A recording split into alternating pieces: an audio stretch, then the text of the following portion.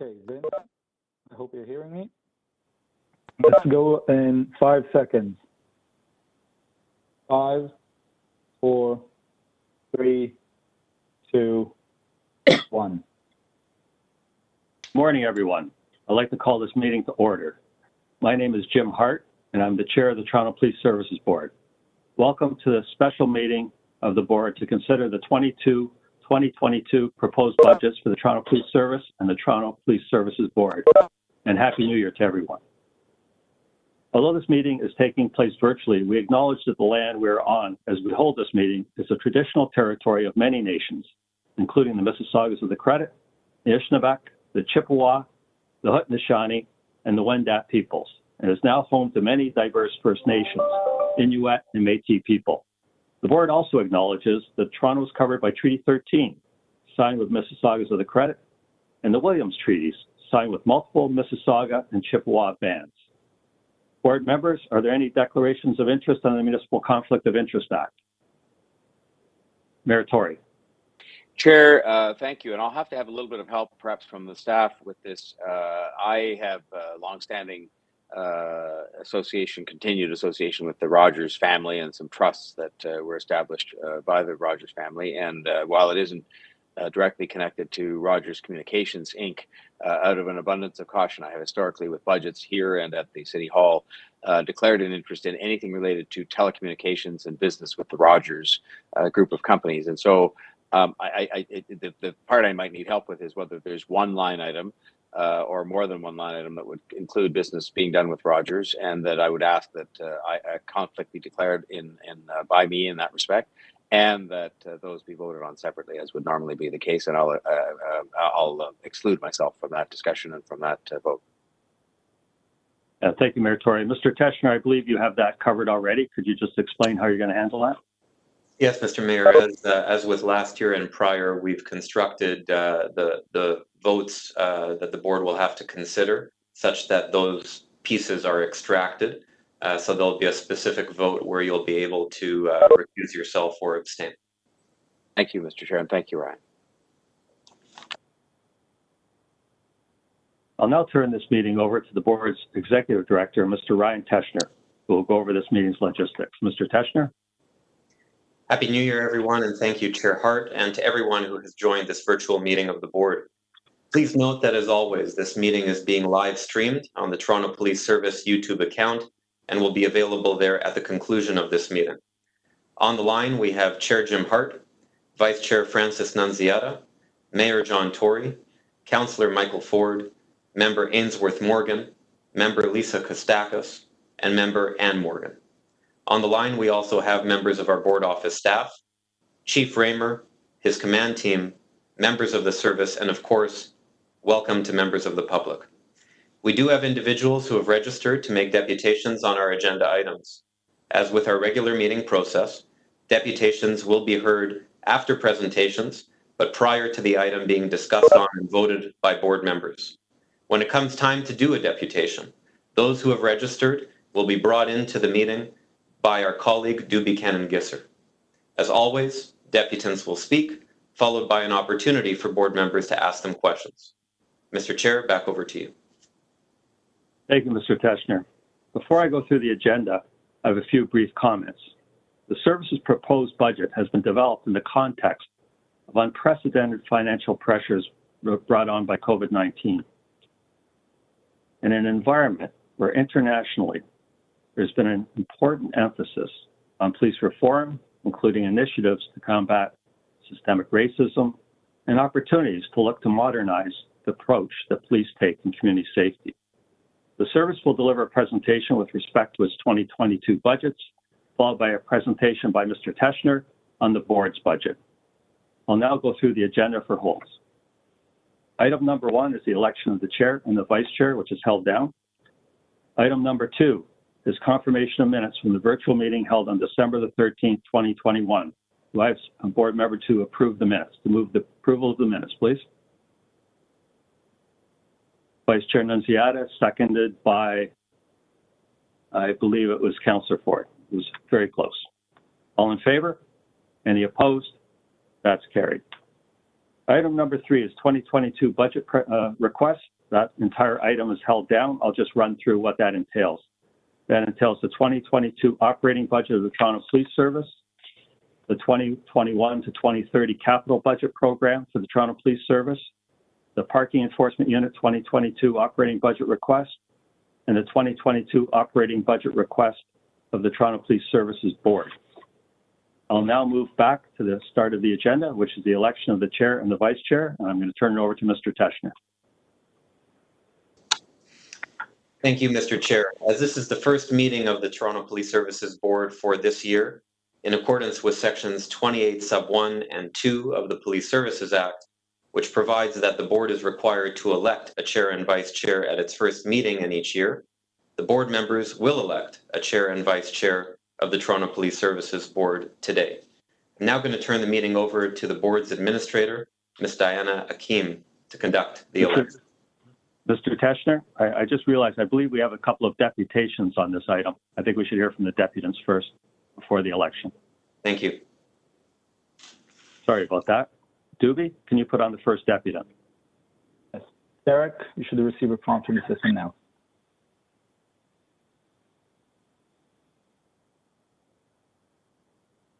Derek, can you hear us? Hi, can you guys hear me? Yes, we can. Go ahead when you're ready. I'm just going to start my timer here. I just want to say, by me speaking at this meeting, this shall not be deemed to be in any way my consent expressed or implied. In doing so, is fraud. God bless Her Majesty the Queen. Long live Her Majesty the Queen. And as the Reopening Ontario Act applies to a person and or individual, if I have ever led the Toronto Police Services to believe in any way that I am a person and or individual as defined in the Legislation Act of Ontario, then that would be a mistake. And that I ask all of you to please forgive me. So I have an actual deputation to make, and I appoint the Toronto Police Services Board to act as the trustee for me in this matter. And I nominate Anne Morgan to be the next chair of the Toronto Police Services Board, and as such, I direct this board to appoint Anne Morgan as the next chair of the TPSB. Appointed as Deputy Director of Crown Operations in Toronto in April 2011, Anne will be more than qualified to serve as a competent chair for the city's police board, as she is obviously aware of the late law professor Peter Hogg's clarification of Section 32.1 of the Constitution Act 1982, that Ontario is a common law jurisdiction, and just like former Deputy Chief Shauna Coxon was aware that the Crown is the surety for the person we all have, along with having knowledge, I'm sure, of all the other subtle nuances regarding the law the general public has absolutely no idea of. I also want to cite part of former Toronto mayoral candidate Chris Langenfeld's recent complaint to the Ontario Civilian Police Commission on why it is no longer in the public interest to have Jim Hart serve as the chair of the Toronto Police Services Board. As Chris stated, I note that Mr. Tory, with the assistance of Toronto Police Services Board Vice Chair and Toronto City Council member Francis Nunziata, quietly set aside the requirements that appointees to city boards be residents of Toronto, acting to specifically permit Mr. Hart to continue his appointment to the TPSB, despite his having moved away from Toronto. The suspension of City Council policy coming after they first circumvented the requirement that such a motion be disclosed in advance to the public and members of City Council, as well as suspending the requirement that the proposal be approved by the city's Civic Appointment Committee, which of course exists to minimize corruption in the city's appointments process. It is quite understandable that Mr. Tory would be concerned that others might be unwilling to engage in rights violations. What is more difficult to accept is that those who aren't involved in Mr. Tory's corruption would think it acceptable that the residents of Toronto should be subject to decisions of someone who, again, understandably flees the district. Now, I'd replace that word with jurisdiction instead of district, in order to avoid being subject to the same infringement of rights they effort to foist upon the masses. I note that I am aware that I also have the option to pursue misfeasance of public office allegations against Mr. Hart and others, and to seek their removal from public office. but given that it is a statutory duty of the OCPC to protect the public by investigating and addressing such misconduct by Ontario's police boards and their members, it seems appropriate to first obtain the OCPC's response to, if necessary, present to the courts. I await your response in the hope that it will be expeditious enough to prevent further harm to the rights and freedoms of those who live and or work in Toronto, end quote. And if Chris is planning on taking this corrupt board to court, I just wanted to point out to him, if it helps, in Ahmed versus Canada Citizenship and Immigration 2020, the Federal Court of Canada said, in Hilario versus Canada, Minister of Manpower and Immigration 1977, the Federal Court of Appeal considered a situation where information had been withheld. To withhold truthful, relevant, and pertinent information may very well have the effect of misleading just as much as to provide positively incorrect information. This statement carries with it the implication of withholding and providing, which is to say mens rea is involved.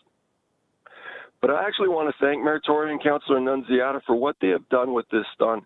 It showed to everyone else that is watching what government is in a nutshell, which is when it doesn't work for us, then Meritori goes off and his mantras repeating over and over that everyone else has to follow the rules because it's the law and everyone has to follow the law because it's the law. When it doesn't work for government, in this case, Meritori and Councillor Nunziata, they simply change the rules until it does work for them. That's my time. Thank you, Derek. Any questions for Derek? Seeing none. Doobie, can you put on the next deputant, please? Yes, it's, oh, sorry, clicked the wrong one. Chris, you should receive a prompt from the system now. Yes, hello, can you hear me? Yes, all right. Let's start up the sharing of the video requested. Just 1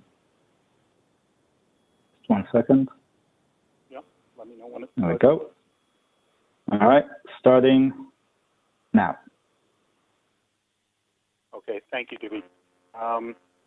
And thank you, Derek, for your mentions there.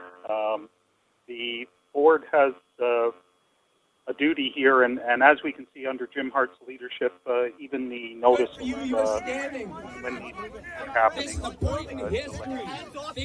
What we're seeing is the results of Chair Hart's leadership of the board and what we get for policing here in the city of Toronto. This was brought up to Chair Hart.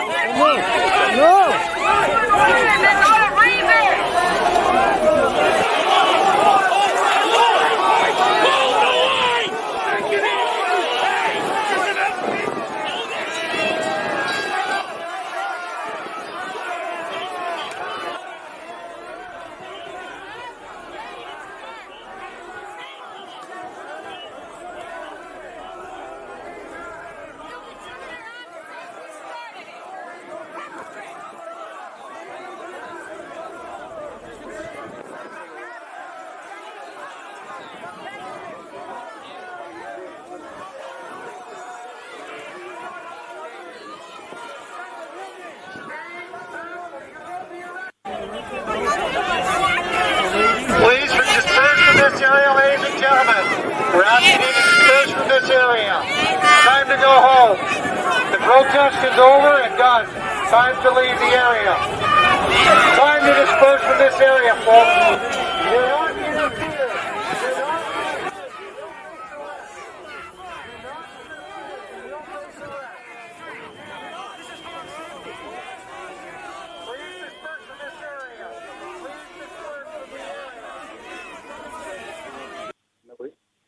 The reality is that that's what we see from Jim Hart's leadership of the Toronto Police. That's the kind of policing that we've had in this city. These were issues that numerous people tried to have the board address this and consider what kind of response Toronto Police were giving. And the response from Jim Hart was to refuse to allow the board to consider these matters. In regards to other issues, there have been requests for the board to discuss issues of disciplinary reviews and things of that nature. And again, Chair Hart has stated that those aren't the types of issues that the Toronto Police Services Board is going to deal with. And of course, these are the kinds of responsibilities that you have. If not for Chair Hart's leadership, we would not have had this kind of level of violence in Toronto against people that were trying to exercise their democratic rights.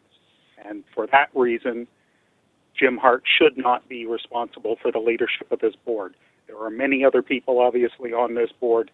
Somebody is able to take over and offer us better leadership and without the number of cover-ups.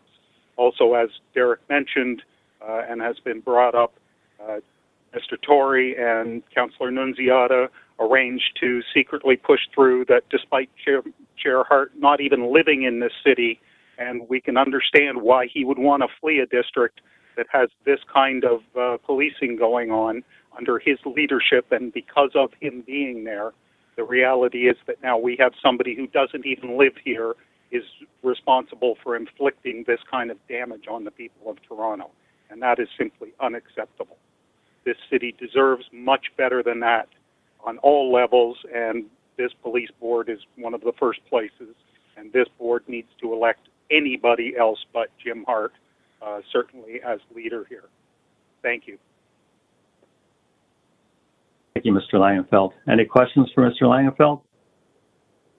Seeing none, thank you for your deputation. Mr. Teschner, I'll now turn it back to you for the election. Thank you, Mr. Chair. So as I was mentioning earlier, in accordance with sections 28 sub 1 and 2 of the Police Services Act, at the first meeting of each year, the board is required to elect a chair and vice chair. We'll now proceed to that election, which will be conducted by the board's administrator, Ms. Diana Akin. Good morning, all, and Happy New Year to you and your families. Since this is the first meeting of the year and in accordance with subsection 28(1) of the Police Services Act, which provides that the board shall elect the chair at its first meeting in each year, nominations for the position of chair will now be accepted. May I please have a nomination?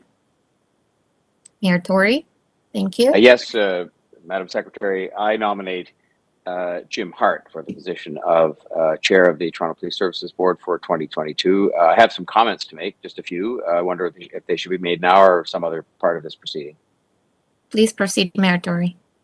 Well, I would just like to say this. First of all, I'm very pleased to put Jim Hart's name forward because contrary to what has been said in the last few minutes, this is a person who has conducted himself as chair of the police board with complete integrity, has done so with complete balance and capability. And I think that if the public were able to see the degree to which, because a lot of the work that gets done with respect to the oversight and accountability portion of the board's responsibilities, they don't see as much of that.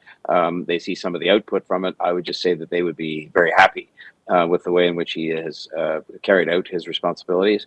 I think the public sees less of him than they would see of the chief, and that is the way it's always been. And I end up commenting on a lot more matters because I'm mayor. But I will just say that in my experience, when we're dealing with him in circumstances the public don't see outside of these public meetings, he has conducted himself with complete integrity, with great capability, with great balance, and has been somebody who has, together with the chief and together with the executive director of the board, been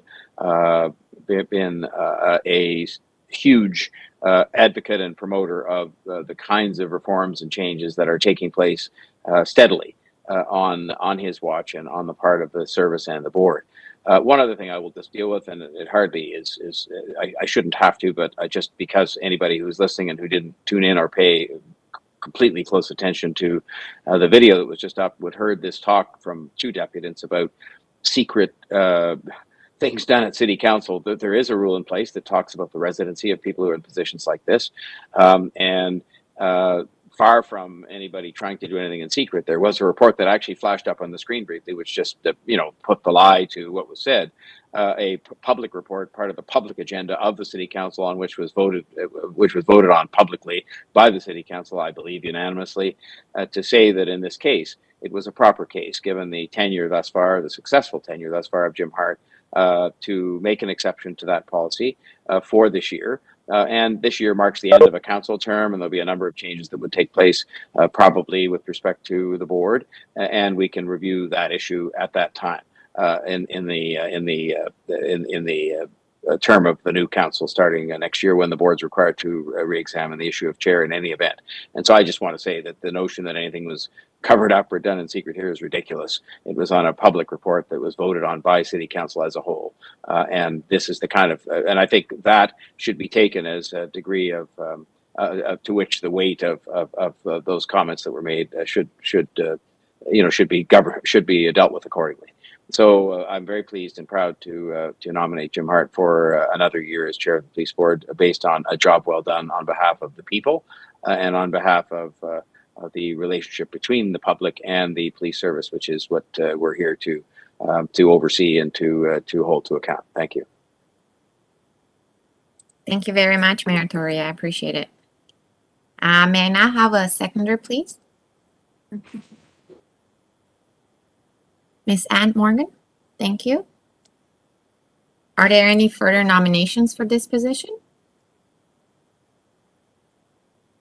Hearing none, nominations for the position of chair are now closed. Mayor Tory nominated Mr. Hart, which was seconded by board member Ann Morgan. All in favor? Any opposed? Thank you. The nomination carries unanimously. Chair Hart, do you accept the nomination? Yes, thank you very much. It would be an honor to continue on in this role for the next year. I thank the board very much for your unanimous endorsement, and Mayor Tory, for your kind words. They mean a lot. Thank you. Thank you, Chair Hart. There being only one nomination for the office of the chair, Mr. Hart is the re-elected chair of the board for the year 2022 and until his successor is appointed. Congratulations, Chair Hart.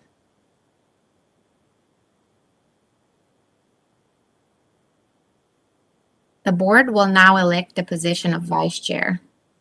In accordance with subsection 28(2) of the Police Services Act, the vice chair shall act as the chair if the chair is absent or if the chair's position is vacant. Nominations for the position of vice chair will now be accepted. May I have a nomination? Chair Hart, thank you. Yes, I would like to nominate Councillor Francis Nunziata. Councillor Nunziata and I have worked together on the police board as chair and vice chair for the last year, and working with her has been, frankly, an absolute pleasure. Councillor Nunziata gets deeply involved in all the work she does. I've known that over the last few decades that I've known the councillor, and she's very, very deeply involved in policing, knows the files inside and out, and is very much an advocate for community safety, and does a terrific job not only in her ward, but does a terrific job in her role as vice chair. So it's a pleasure to nominate Councillor Francis Nunziata. Thank you very much, Chair Hart. May I have a seconder? Ms. Lisa Kostakis, thank you. Does the candidate agree to be nominated?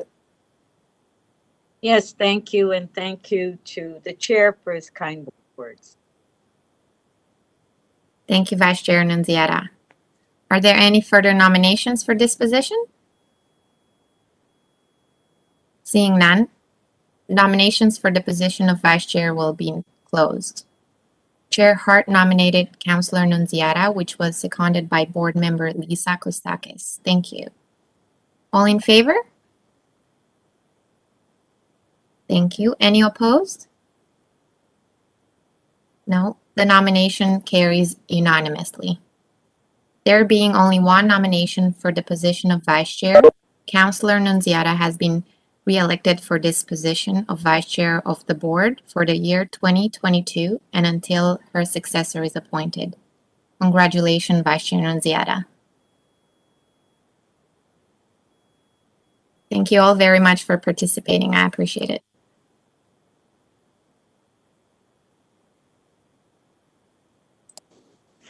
Chair Hart. Thank you, board members. Yes, thank you, board members. We'll now move on to item number 3, which is 2022 budget request. For those of you listening on YouTube, and especially for the deputants, we'll do the presentations of all of the budgets first, followed by deputations, and then we will come back to board members for any questions or speaking on the budget. So over to you, Chief Kramer, to start with the presentations.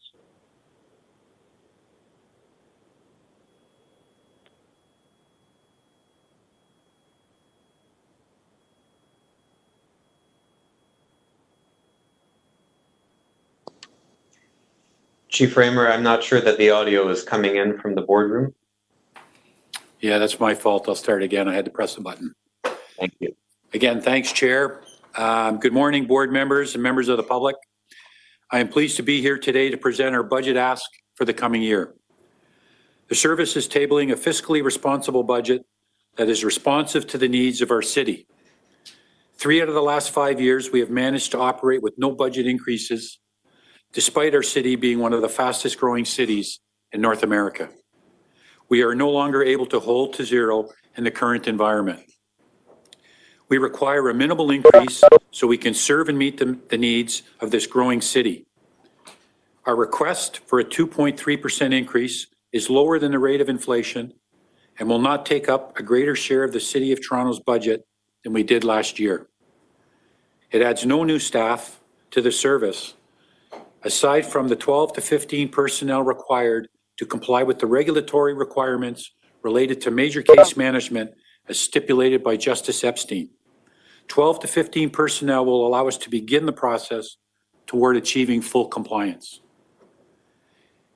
It will allow us to focus on key priorities of our communities, mainly through the reallocation of existing resources. These priorities include expanding the number of neighborhood community officers, supporting Vision Zero, being a leader in missing persons investigations, increasing our capacity to investigate hate crime, and expanding the number of officers who receive mental health training so we can better respond to people in crisis. This includes working with the city to try alternative delivery models to respond to people in crisis.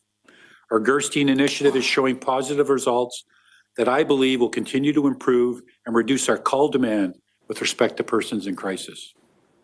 We are enhancing our online reporting ability by investing in technology to permit residents to report occurrences completely online and reduce the need for a police officer to attend.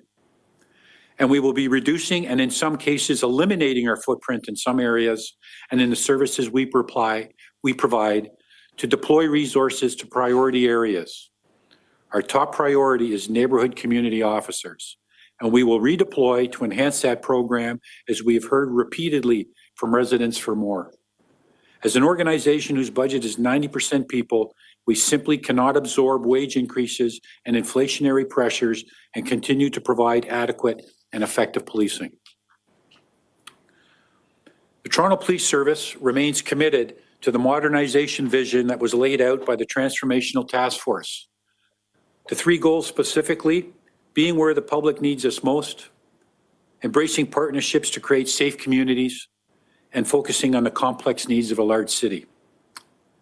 Pursuant to the Police Services Act, we're committed to providing adequate and effective policing in the 5 categories shown at the top of this slide.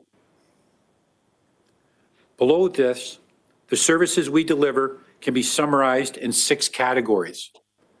This is a view of our services in a customer-centric way from the perspective of how the services are received by citizens. The service is tabling a fiscally responsible budget that's responsive to the needs of our city. At a high level, here are some key facts around this year's budget.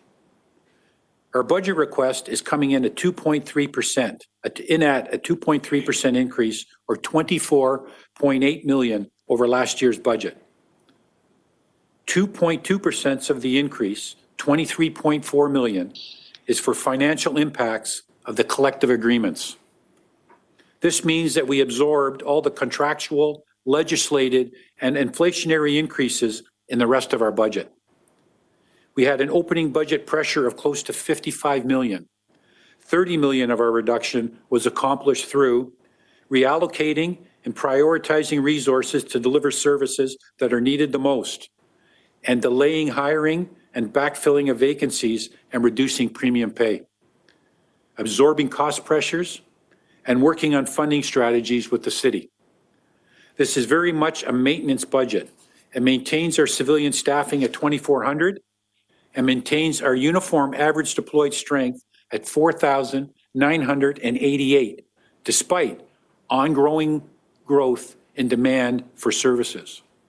These numbers don't reflect the reality that, with respect to member absences, including WSI-related absences and member accommodations, our absences have never been higher. Because they are legislated absences, we have little opportunity to mitigate them. The service is extremely aware of the need to present a fiscally responsible budget. It's important to consider this budget in the context of all the actions that have been taken over the last several years to innovate, to create internal capacity, and to absorb pressures and do things differently. This graph illustrates what we've accomplished in terms of savings and cost avoidance. The blue line represents where the budget would have been without efforts and staff reductions being made. The red line represents the approved budgets, and you will see again that we have come in at 0% in 3 of the last 5 years. The green line shows how our budget would be significantly less if we didn't have wage increases arising out of collective bargaining.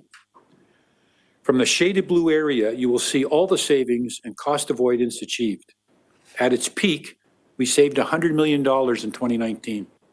Cumulatively, we have saved over $400 million since 2015. The savings we've achieved were achieved primarily through staffing reductions. These reductions have amounted to over 400 members, uniform members, from 2010 to 2021, a reduction of over 5% to our workforce. This is at a time when demands for service have grown in one of the fastest growing cities in North America. Again, our budget has come in at 0% in 3 of the previous years, 5 years. 0% is effectively a reduction. It becomes more challenging each year to make these reductions because the budget is 90% people. Continuing to absorb increases through reductions in staff is not sustainable and will increasingly jeopardize our ability to deliver adequate policing services. I want to draw your attention to the blue portions of this graph. The blue portion of the graph represents our collective agreement obligations. This chart shows our budget trend relative to the cities on a net basis. In 2011, we represented 26% of the city's net budget. Last year, that was reduced to 23%. Overall, the service is putting less pressure on the city budget relative to other program costs. This allows the city to direct taxpayer dollars to other service priorities. As outlined in the previous slides, reductions made by the service over the last decade have resulted in an extremely lean police service. Toronto continues to grow while the number of police officers declines. Today, we operate with fewer officers per resident than other large cities in Canada, the United States, and the United Kingdom. Substantially less, as you will see in the graphs. For example, Toronto has 161 officers per 100,000 people. In Montreal, that ratio is 212 officers per 100,000 people. In Vancouver, it's 196 officers per 100,000 people. A growing city means more calls to 911. It means more traffic, more potential crime, a greater need for crime prevention, and more city events that require a police presence. While demands for service increase, the number of officers declines. This will become less and less sustainable in 2023 and beyond in terms of our ability to deliver adequate and effective policing services as we're mandated to do. In 2010, we had 210 officers per 100,000 population. In 2022, we are currently at 163 officers per 100,000 population. The service is engaged in the important work of civilianizing certain roles that were previously performed by police officers. This allows these functions to continue to be delivered effectively, yet more efficiently. However, there are certain functions that for legislative or other reasons require a police officer. To ensure we can meet our legal obligations and to deliver services at a level people in Toronto should expect, we have to keep pace with population growth and service demand in our sworn and civilian members. We use 6 key crime indicators as a measure of safety in the city. From 2017 to 2020, there was an upward trend in 4 of these indicators. Homicides increased over 9% in that period and by 20% in 2021 compared to 2020. Auto thefts increased by 58% in 2020, and that trend continued in 2021. In addition, shooting incidents increased almost 18% from 2017 to 2020. We saw a moderate decrease in shootings in 2021, some of which we attribute to the success of our centralized shooting response team and the diversion referral program operated by our public safety response team. It's important to point out, however, that 2021 shootings numbers remain in line with the significant overall increase experienced over the past 6 years since 2015. In spite of the increase in homicides experienced in 2021, our homicide unit maintains one of the highest solve rates for shooting-related homicides. Although we continue to work on each of these areas of concern, additional reductions will negatively impact our ability to address these issues. For example, the disturbing increase in auto thefts will necessitate the reestablishment of an investigative team to address this and other emerging crime trends that are beyond the capacity of an individual division and involve organized crime. This 2022 operating budget request, if approved, will provide the service with the ability to reprioritize existing resources to this investigative team. The nature of calls for service has also been changing. Calls for service involving a person in crisis, experiencing an overdose, or threatening suicide have increased. Calls for service involving a person in crisis continue to rise. The nature of these calls make them exceptionally time-consuming for our responding members, including wait times at hospitals. We remain committed to the MCIT program, which we have now been operating for 20 years, and to further expanding it. We've already expanded to 13 teams, which collectively provide 14.5 hours of coverage per day across the city, and that has been expanded from 10 hours per day. This includes working with the city to try alternative delivery models to respond to people in crisis. As I indicated earlier, our Gerstein initiative is showing modest results that, based upon the experience in other jurisdictions, are likely to continue. We can expect that there will be some ability to safely and effectively divert some of these calls from the police, but I caution against expecting more than other jurisdictions have experienced, about 3 to 4%, topping out at about 8%. The service appreciates the valuable perspectives offered through the board's Mental Health and Addictions Advisory Panel, its Anti-Racism Advisory Panel, and the service's PACER group, and our engagement with them on budget issues, including crisis response. We look forward to continuing this engagement. In addition to our day-to-day work policing the city, we are committed to a number of new initiatives. We are continuing to implement comprehensive police reform to strengthen relationships with the communities we serve. To date, we've completed 63% of the board's 81 recommendations for police reform. We are implementing the recommendations from Justice Epstein's Missing and Missed Review to reduce victimization, save lives, and to be a leader in missing persons investigations.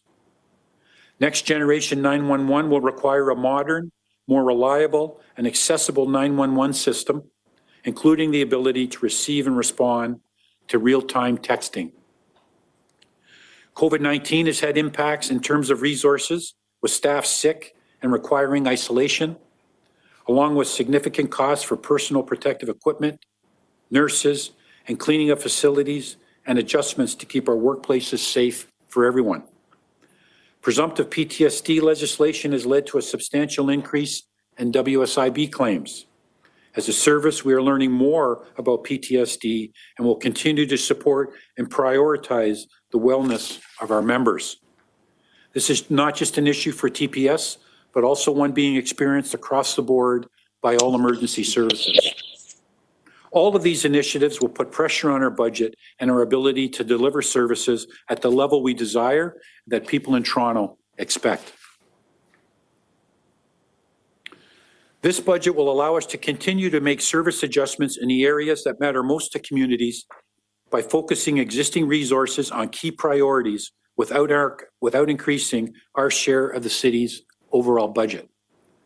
It will give us flexibility to focus on the areas that residents have outlined as priorities.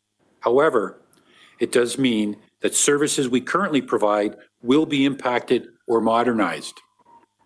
Each of the items on this slide are priorities for us and for the community, with the top priority being the expansion of our neighborhood community officer program.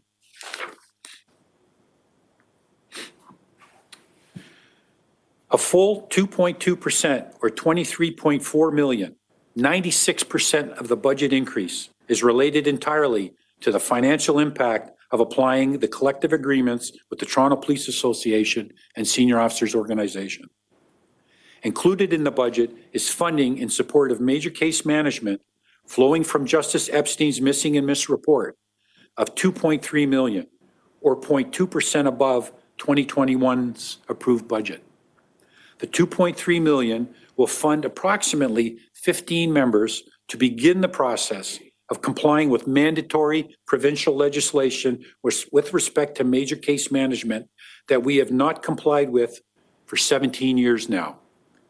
This was identified by Justice Epstein in her review of the MacArthur homicides and is one of her recommendations. Premium pay is a risk and is historically underfunded. The number proposed for this budget is lower than what we've paid out in the previous 2 pandemic years. We will, of course, do all we can to control these costs, but it nevertheless must be flagged as a legitimate risk as demands on policing continue to rise. We're challenged to absorb this pressure and at the same time meet the service's public safety responsibilities, including the impact of major unplanned events such as demonstrations, homicides, and missing persons. Our budget goals include clear public communication and transparency. We are in the process of completing the 81 recommendations and our missing and missed recommendations and have provided a line-by-line account of our progress on our website. Budget transparency. With respect to our budget, we are more transparent than we have ever been, notwithstanding a specific area that must remain confidential so as not to undermine our efforts in investigating organized crime. Extensive amounts of data are available for download on our budgets, including line-by-line budgets for about 90 units, along with staffing for each of those. Along with that, we have provided about 100 pages of details on our budget request and 3 board reports, operating, capital, and parking. We believe that all of this information allows the public the opportunity to know more about our budget, helps to strengthen public trust through education and transparency, and promotes greater accountability. Despite being more transparent than ever, we recognize that further improvements can be made on how we collect and share data and information. To that end, we are working in step with the city on a multi-year budget modernization initiative that will improve the information available on the budget, specifically services and outcomes-based budgeting. It's a long journey, but that one that we recognize is important. We are also a performance-focused organization. We're using metrics to ensure we're meeting expectations and performing at a high level. Take strip searches as an example. In 2019, we conducted 14,674 strip searches, an average of 282 per week. In 2021, we conducted 720 strip searches, an average of 13.8 per week. Again, 14,674 in 2019, 720 in 2021. We are now recognized as a leader throughout the province and indeed the country in this area. We're engaged in strategic conversations by ensuring resources are deployed effectively and where they are needed most and are consistent with our modernization process. This includes listening and being responsive to the community in addition to being intelligence-led. In short, increased public trust and confidence in the police is our overall goal, and we know that the journey of reform is a continuous one. Over the past 10 years, we have gone to extraordinary lengths to reduce our costs and to be more efficient while still providing Torontonians the policing services they deserve. This has been the expectation of successive boards and of City Council. Our organization has listened. With an operating budget that is comprised of 90% wages, to become leaner, we had to eliminate salary dollars. We have done this to the tune of 579 fewer police officers than we had 10 years ago. To offset the impacts of this, we are embracing technology through initiatives like online reporting, and we've civilianized position that we recognize didn't have to be performed by an armed police officer. Indeed, in 2022, we will pivot once again with a commitment to finding ways to expand our neighborhood community officer program, something the community very much wants, while using existing resources that would inevitably have to be drawn from another area of the service. As we've navigated our way through this period of austerity and transformational change, we managed to reduce our proportion of the city budget by 3%, while inflation increased and as our city grew by almost 300,000 people. What this chart demonstrates, however, is that our successes in finding efficiencies has not come without negative impacts to the quality of policing we deliver. Our ability to promptly respond to calls for service has been impacted over this 10-year period. The length of time that people wait for a police response in our city has also increased. Perhaps most unfortunate is the decline in our ability to solve crimes, down overall by 14%. Although I am pleased with our solve rates for homicides and shootings in the city. All of these things require human resources. As I head into my final year with the service, I will continue to do all that I can to make the absolute best use of the resources we have in the interest of keeping our city safe and livable for all. We will continue to do what we can to reduce call demand, and we're conducting an independent review of our deployment strategy to ensure we are operating as effectively and efficiently as possible. Going forward, as the city emerges from the pandemic, as the population continues to grow, and as demands return to pre-pandemic levels, there will still be need to increase personnel to meet those demands in future years. I'll end the presentation by reiterating that for 3 of the last 5 years, we have managed to operate with 0 budget increases despite being one of the fastest growing cities in North America. We are no longer able to hold to 0 in the current environment. We need a small investment so we can serve and meet the needs of this growing city. Our request for 2.3% increase is lower than the rate of inflation and will not take up a greater share of the City of Toronto's budget. Some will take away from this presentation that the police are asking for more with a 2.3% increase. To be clear, it adds no new staff to the service beyond the 15 personnel resources required to begin the process of complying with the regulatory requirements related to major case management. This request will allow us to maintain our current personnel complement and to focus on key priorities through the reallocation of existing resources. The fact remains that it's only through continuous, agile redeployment that we have been able to address priority response and other emerging priorities of the communities we serve. These priorities include increasing the Neighborhood Community Officer Program, supporting Vision Zero, traffic safety, increasing our capacity to investigate hate crime, being a leader in missing person investigations, and expanding the number of officers who receive mental health training so we can better respond to people in crisis. This also includes working with the city to try alternative delivery models to respond to people in crisis. We are enhancing our online reporting ability by investing in technology to permit residents to report occurrences completely online and reduce the need for a police officer to attend. This is a fiscally responsible budget that will, we most certainly hope, see us through to the end of the pandemic. We've made every effort to be responsive to the needs of our growing city and to the priorities that Torontonians have told us matter most. Thank you for your time today. Thank you very much, Chief. Now the presentation on the capital budget. Well, thank you, Chief, and good morning, Mr. Chair and board members. I will be presenting both the capital and parking enforcement budgets this morning. So we'll start with capital. Capital budgets, by their nature, involve significant one-time investments, but they provide longer-term benefits. When we look at capital budgets, we're looking at it from the perspective of total cost of ownership, which means looking not only at how much we actually invest in the project itself, but also the ongoing costs that are related, and that could be staffing, maintenance, and other costs.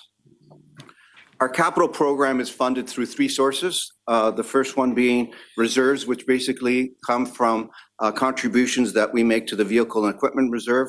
And then the other source is development charges, which are fees charged to developers in terms of them paying for infrastructure that's required as a result of their developments, as well as the issuance of debt by the city. And so if you look at our capital program for 2022, and this is the first year of the 10-year program, you see that our capital program in 2022 involves the investment of $60 million gross, and that's made up of $27 million from the vehicle and equipment reserve, $2.9 million from development charges, and debt funding of $30.7 million. So you can see the debt funding ratio is about half of our capital requirements in 2022.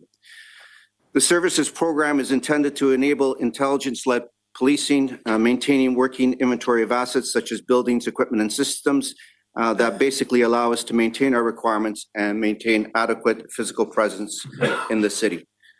Capital programs also, as much as we focus on communities, also allow us to interact more effectively with communities. So when we build a new division, part of that process is community consultation. Part of that process is making sure that we have a community room that members of the community can use on an ongoing basis.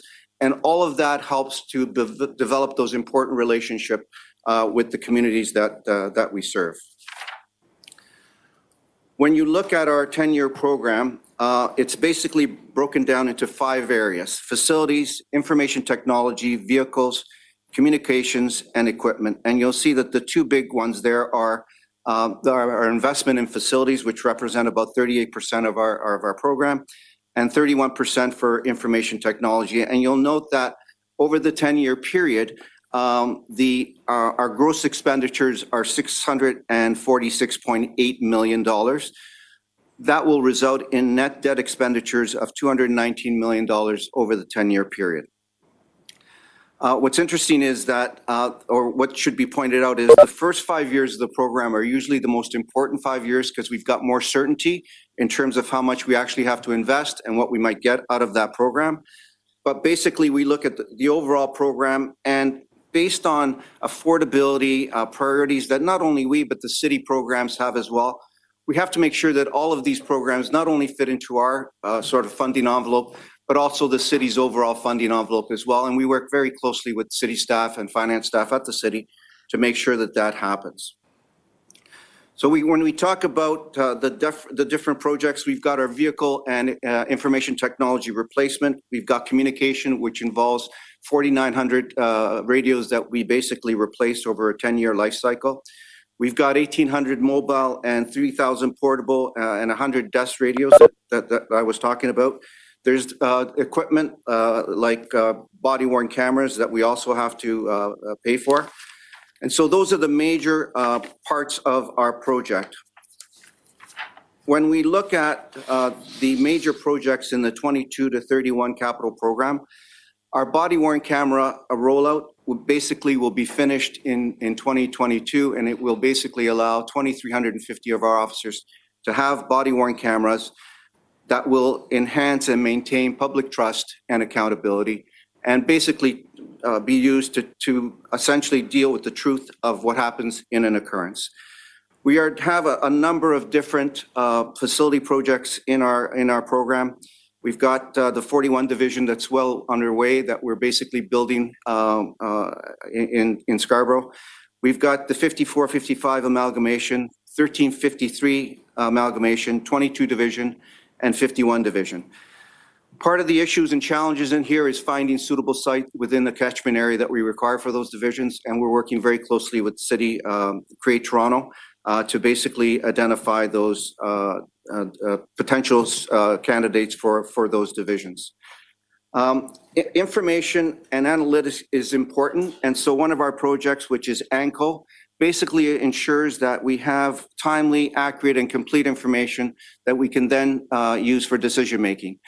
And so that is an area that we will be looking at much more closely in future. Data and moving to a digital environment are critical to our ability to become more efficient and effective in the delivery of services. Next Generation 911, which has been mandated by the CRTC, is another project that we're currently working on. The deadlines for that project has been extended as a result of COVID, but we are in line with the revised timelines. And as I indicated before, we replace a number of different vehicles and equipment through the capital program and through the vehicle and equipment reserve. We're also very much committed to the environment and climate change, and we are now piloting hybrid vehicles by fleet in our divisions to basically see how they work, any challenges or issues that we need to deal with, and how they actually allow us to operate and contribute to reducing emissions into the environment. We've also replaced and continue to replace LED lighting in all of our facilities. Again, the payback on that is 1.5 years, but more importantly, it also contributes to reducing emissions into the environment. And we're also working on net zero emissions in our new police buildings, and there's a bit of work that we have to do in terms of feasibility studies to determine exactly what's required in that vein. And finally, as we move forward, and capital budgeting is very much strategic, I think where we're going here is a change in the mix between facilities and information technology. And we certainly want to change the mix such that we're investing more in technology and less in facilities. And so you can see that we are, through our new CIO, Colin Stairs, basically modernizing information technology, making sure that we move to a digital environment that will create efficiencies and effectiveness, moving more into online reporting. All of these things will enable us to provide more efficient and effective services to the public. And finally, there are projects that sort of don't fit into our program right now, but that are important and that I think the board should be aware of. The first one is our communications center for 911. Along with the move to NG 911, there will be additional staffing that will more than likely be required to actually operate that center effectively. And so the current location does not have enough space for us to basically provide those services. So we are looking at a new location. We've got a very, very high preliminary estimate of $78 million to do that. That is below the line in our program, but it does give the board an idea of what sort of dollars that we're looking at. The other thing on that is that we want to, and we certainly are committed to working with our city partners, Toronto Fire and Toronto Paramedic Services, on that. This is a citywide initiative, and we'll be talking to city finance in terms of where this fits into the overall city program. A new wellness where we want to move to providing wellness services in a non-police facility to make people more comfortable in terms of attending those facilities and getting the help that they need. We are, again, somewhat challenged in terms of finding an appropriate location for that. But again, we are working with City Create Toronto on that. And finally, one of our core systems in the organizations is our record management system. And I think we have an obligation to make sure that that core system it works the way that it should, enables us to move forward in terms of where we want to go from a technological perspective in the organization. So we are exploring moving to a new RMS and potentially replacing the current one that we currently have. And that we've done a request for pre-qualifications. So we've gone through that process. It's still a lot of work that's required. The board will be kept apprised through the variance reporting process. And that concludes my presentation on capital. I'll move very quickly now to parking enforcement. So parking enforcement is managed and overseen by the service, but it actually is part of the parking tag operations budget that is in the non-program section of the city's budget.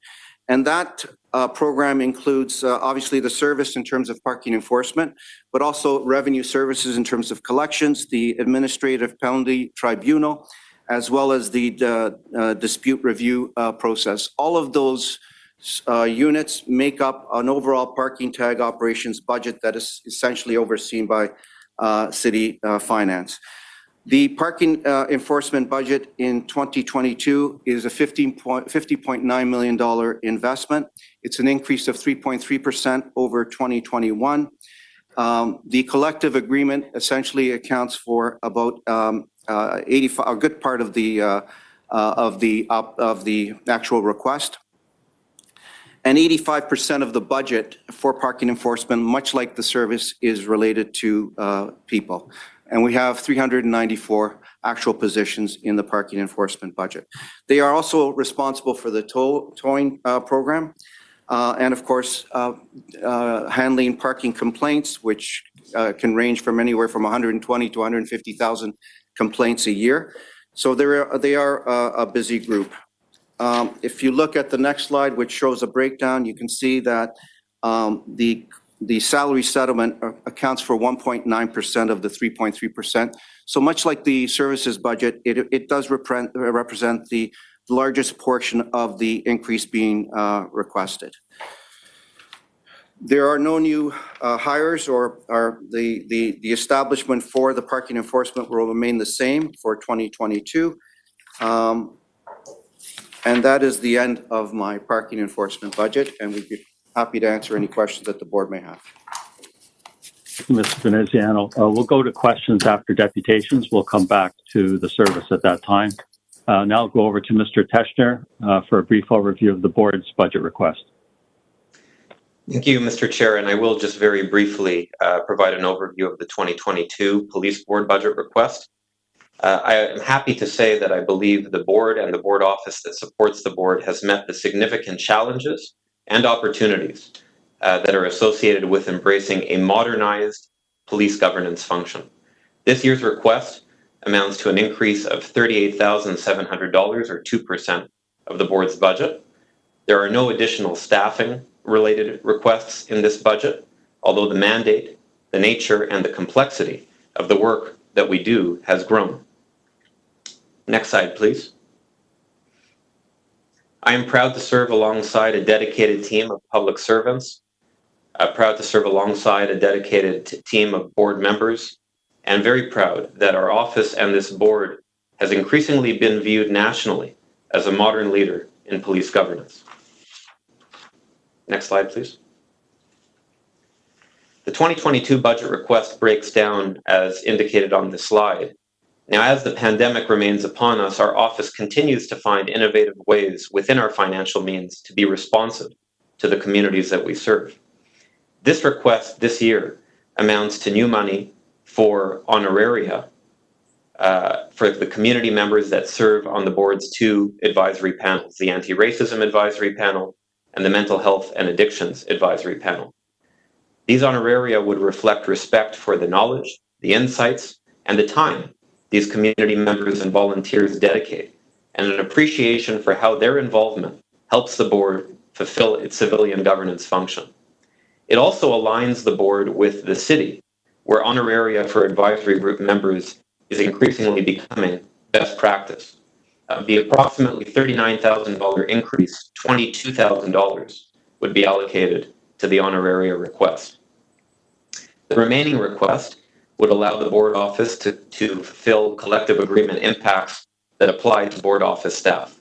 Again, there's no additional staffing in this budget request, but future budget requests may bring those forward, while at the same time continuing to adjust and innovate as we work through this continued pandemic and the challenges and opportunities police governance presents.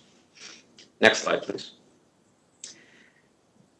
This is just a snippet of some of the initiatives and work that the board and the board office have been engaged in 2021, and there is no doubt that 2022 brings with it many other files, interesting initiatives, and good opportunities for further engagement. I am proud of the work that we do and have been involved in and leading in 2022, work that fulfills the board's mission of supporting the board in accessing all of the tools in its governance toolbox to improve community safety and public trust and policing in Toronto. Work that contributes to the board and board office's national reputation as a leader in this area. Our collective work in 2021 and looking forward to 2022 will continue to span the field of critical and emerging community safety and policing issues, working on the continued implementation of the board's 81 police reform recommendations and the overall reform agenda, which also includes missing and missed implementation. The creation of new policies and the public consultation and engagement that we conduct as we bring those policies forward to the board, leading policies that are evidence-based and set standard in police governance. Broad engagement on the chief of police selection process, which is continuing, and a myriad of other files and initiatives, including forthcoming legislation from the province that will change the face of policing in Ontario. Next slide, please. This budget request is a budget that supports what Judges Morton in the G20 review and Judge Epstein in Missing and Missed both acknowledged is the heavy burden the professionals in the office of the Toronto Police Service Board must discharge in supporting the board in its important work. This is a budget that will continue to enable the board to engage in its governance and oversight functions so as to facilitate a progressive and modern approach to policing that is connected to and responsive to the communities that we serve. As always, the board's budget, including this proposed budget, is available on our website, including a line-by-line breakdown, and members of the public, please feel free to access it and take a look at www.tpsb.ca. Thank you, Mr. Chair. Thank you, Mr. Teschner. I'm now going to go to Doobie to start the deputations, but before Doobie does that, I just want to remind all the deputants that you do have up to 5 minutes to speak, and given the number of deputations that we have before us today, which I believe are 20 on the budget, I will be holding everybody to a maximum of 5 minutes. So, and I will let you know when you have 30 seconds left. If you're up to the 4.5 minute mark, I'll let you know at that point in time that you have 30 seconds left. Doobie, over to you when you're ready. Yes, our first deputant is Nafisa Alibai. Nafisa, you should receive a prompt from the system now.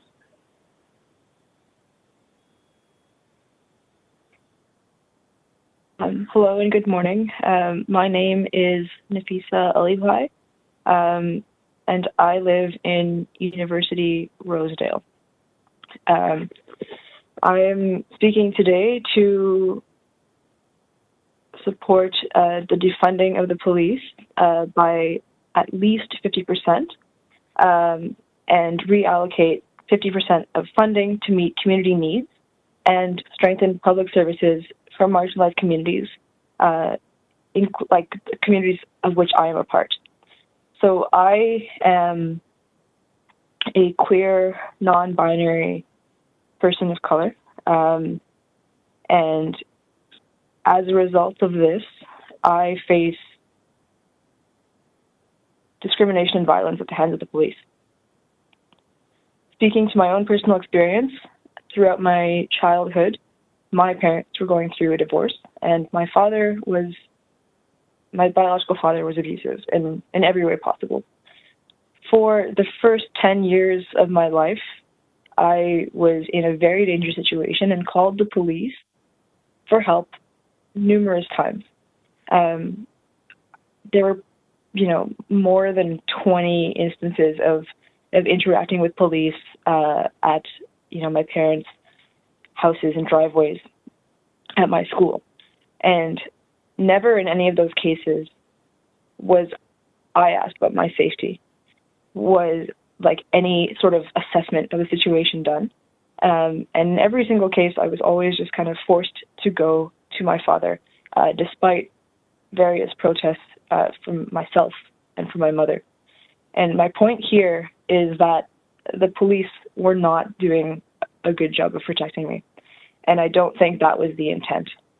I do not believe that police are qualified to be doing this kind of work. And, in his presentation, the police chief talked about how crisis calls have increased and that he wants to, use some of this budget increase to address that, which I believe firmly is not the place of police. A social worker, a psychologist, any other human being with any sort of empathy would have done a much better job in that situation. And I vehemently oppose the increase in police budget, especially under the guise of aiding more people in crisis. Secondly, I would like to speak to a time where I witnessed the violent arrest of a drug user whose life I had previously saved with Narcan. This was in a quiet area. It was late afternoon, and I personally did not feel safe going to record or support this person, given that I'm 5 feet tall, and I have previously been very violently handled and bruised by the police with their handling of me.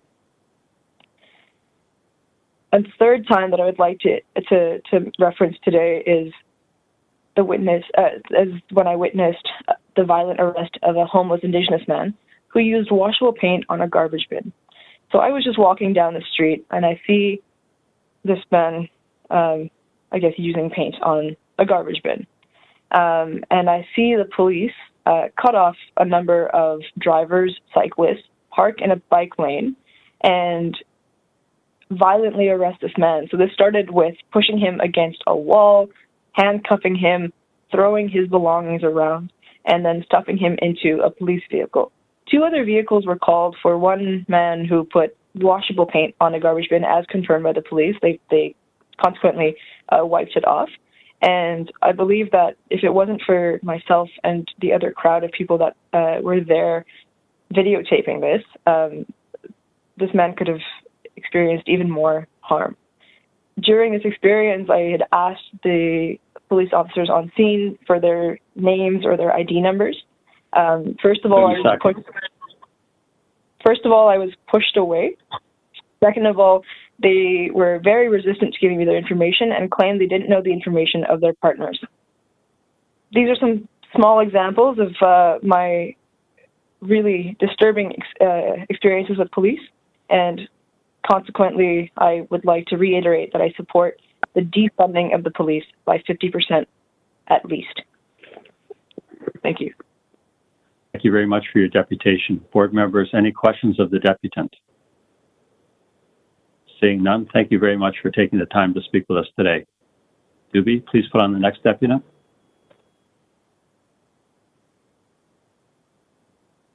Yes, sir. Just a second. We have Noah Shack. Noah, you should receive a prompt from the system now.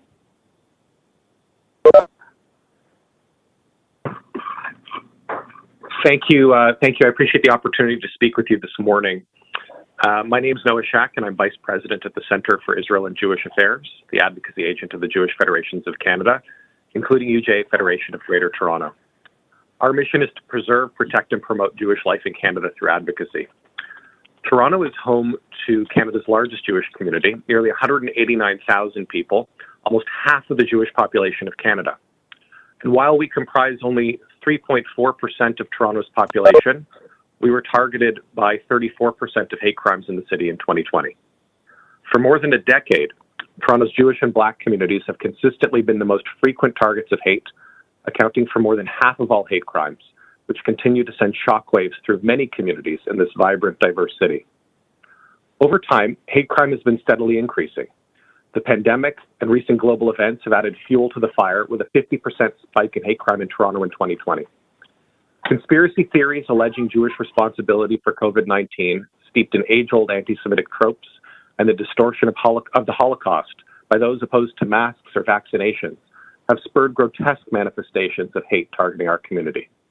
And conflict in the Middle East caused a significant spike in anti-Semitic incidents here in Toronto, with 50 reported to UJA Federation in May 2021, compared with approximately 10 to 12 incidents per month between January and April. Toronto remains one of the greatest cities in the world in which to live as a Jew or any other minority, and I'm proud to call it home. And the Toronto Police Service boasts a phenomenal hate crime unit. It is small but mighty and does impactful work every single day. But I and many others worry about what the future may hold if we do not do more collectively to address rising hate. That's why we're supportive of the budget increase being proposed, particularly in terms of increasing resources dedicated to preventing and investigating hate crimes and growing the Neighborhood Community Officer Program. Continuing to grow these integral elements of policing in our city will benefit our entire society. Hate crime has a corrosive impact, and it continues to persist and grow. When a hate crime occurs, it isn't just an individual that's attacked. They're targeted because of their identity, and the incident sends shockwaves throughout the entire communities of people who share that identity. Hate crimes also have long-lasting and serious effects on society at large. At a time not only of increasing hate, but also increasing division, suspicion, anxiety, and fear, addressing hate crime effectively is perhaps more crucial than ever. What's more, the effectiveness of police in responding to and preventing hate crime can be a defining moment in a relationship with a community. In addition to improving safety and security, it also builds trust. A strong, sensitive, and skillful approach to hate crime can help community members feel more comfortable relying on police, lead to more reporting and information sharing, and better outcomes. But if the ball gets dropped, it can have the opposite impact, increasing alienation, radicalism, or vigilantism, and undermining crucial police-community partnership. Speaking of police-community partnership, I'd be remiss if I did not acknowledge the work that Chief Raymer and Inspector Rinkoff have put into establishing a new Jewish Community Consultative Committee alongside the Black, LGBTQ, Tues+, and other CCCs. This represents a significant step forward that we're glad to take together. Before my time is up, I'd also like to articulate support for growing the Neighborhood Community Officer Program. Having officers work in and with communities can make us all safer. This program enables officers to gain invaluable insight into the patterns of life within a community, to build trusted relationships with community pillars, and build a level of understanding and accessibility that will make us all safer, whether we're talking about the fight against hate or other crime. I believe it will also help encourage hate crime and hate incident reporting, which remains a challenge to overcome in many communities, including the Jewish community. In closing, I want to reiterate our support for the budget proposal to increase the resources allocated to the Toronto Police Services to support these crucial initiatives. Thank you. Thank you very much for your deputation. Board members, questions of the deputant? Seeing none, I want to really thank you for taking the time to speak with us today. I know the board members were listening attentively, and you raised a lot of very important points. Thank you so much. Duvie, can you put on the next deputant? Yes. Howard Morton should receive a prompt from the system now. Good day, members of the board. Happy New Year. My deputation is with reference to the budget matters. That's the matter you're dealing with now? Yes, sir. Go ahead when you're ready. Thank you. We filed a written deputation to accompany the oral presentation. I don't know if you've had a chance to read it. I will refer to parts of it. The background for our deputation are two rulings by the board in the past. On August 18, 2020, the board issued a direction to the chief that he was to require line-by-line budget with respect to individual programs, areas, function, and service delivered. This was followed in July 2021 by your policy paper on accountability, in which you stressed that the purpose of your policy was threefold: accountability, participation by the public, and a public understanding and trust. In this particular consultation, you have given members of the public or organizations or individuals 6 days, including a weekend, to make submissions with respect to the budget in the format of a deputation. The major part of our concern is set out in the very first paragraph. It's with reference to an $83.5 million black hole tucked away neatly into the budget entitled Detective Operations Confidential Summary. And you'll see from paragraph 1, it in fact contains the budgets of several operations: intelligence, guns and gangs, drugs, financial crimes, rope, bail and parole, and fugitive squads. There is no information with respect to the program, the area, the function, and the service. This is a black hole, and one that is of great concern to members of the public, yet we are given absolutely no information with respect to that. I draw reference to a freedom of information request I made, which is attached to the written deputation. You'll see that we requested the very same documents I've just mentioned, and the board's response was that it had none. So in other words, the chief has never complied with the direction of the board on August 18, 2020, and is certainly not in compliance with the program.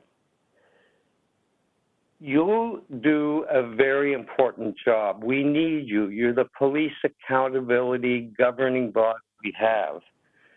You require the public trust and public confidence to do your job well. By having fake consultations, fake transparency, and fake accountability, you are losing public trust. We can't afford to allow this to happen. It has led to all sorts of things, one of which is this notion of defund the police, which I, personally speaking only for myself, do not support. It would be a wonderful world if we didn't need any police officers, but we obviously do. But don't give in and lead to ridiculous submissions arising out of your failure to be accountable, to be transparent, and to provide the public the information so they can make an informed decision with respect to their position on the budget. Those are my respectful submissions to you. Thank you for your deputation. Board members, any questions of Mr. Morton? Seeing none, thank you very much for taking the time to speak with us today. We all appreciate it. Doobie, please put on the next deputant. Thank you, Mr. Morton. Yes. John Sewell should receive a prompt to the system now. Hi, John Sewell here. Thank you very much. Our organization, the Toronto Police Accountability Coalition, has made presentations on the budget every year for the last 14 or 15 years. And usually what happens is the budget is produced, the draft budget is produced in late November, early December. We're given 2 or 3 weeks in order to review it and then make our comments. And of course, this year that did not happen. And in fact, early in December, I emailed Ryan Teschner and I said, where's the budget? Well, he said, maybe it's probably going to come out early in the year. He couldn't give me any dates or anything like that. So we were all prepared to try and deal with the budget, but of course it never arrived until last week. And then what happened is you gave us basically 3 business days to read an operating budget for $1.25 billion, as well as 3 other budgets. And in fact, as an organization, we simply can't do that. We make decisions collectively where we get together, we meet, we talk about things, we draft a brief, we review the brief, and then we send it in. You can't do that in 3 business days. No organization can. And in fact, no reasonable person can be expected to review a budget of $1.5 billion in 3 business days. I mean, I find it interesting that the chief actually says in his report that that the service is trying to be transparent and accountable, but clearly this isn't the case if you're just allowing 3 days. It's simply untrue. And then, in fact, to have the mayor actually say the day the budget was released, I support this, it should be approved, seems to indicate either he hasn't read it or he has read it in advance, not something we could do, and thinks it's fine. This is improper. We think that the only reasonable course for the board is to delay the matter of considering the budget for a 2-week period, giving the public notice of when that will happen, so that we all have a reasonable chance of looking at the detail and making reasonable suggestions as to what changes might occur in the budget. And those are the recommendations that we have in our letter, to actually not make a decision today, but to delay it, arrange for a public meeting at least 2 weeks away, giving the public notice of it, and also providing the budget information that the law union that Howard Morton has just talked about. We would ask the board to do that. If we don't do that, we won't have a chance of actually commenting on how it is we're spending this extraordinary sum of public money. And we think that, in fact, the board should be doing that after getting advice from the public. Thank you very much. Thank you, Mr. Sewell. Any questions for Mr. Sewell, board members? Seeing none, thank you very much for taking the time to speak with us. Duby, next deputant. Next deputant is Abdi. Abdi, you should receive a prompt from the system now.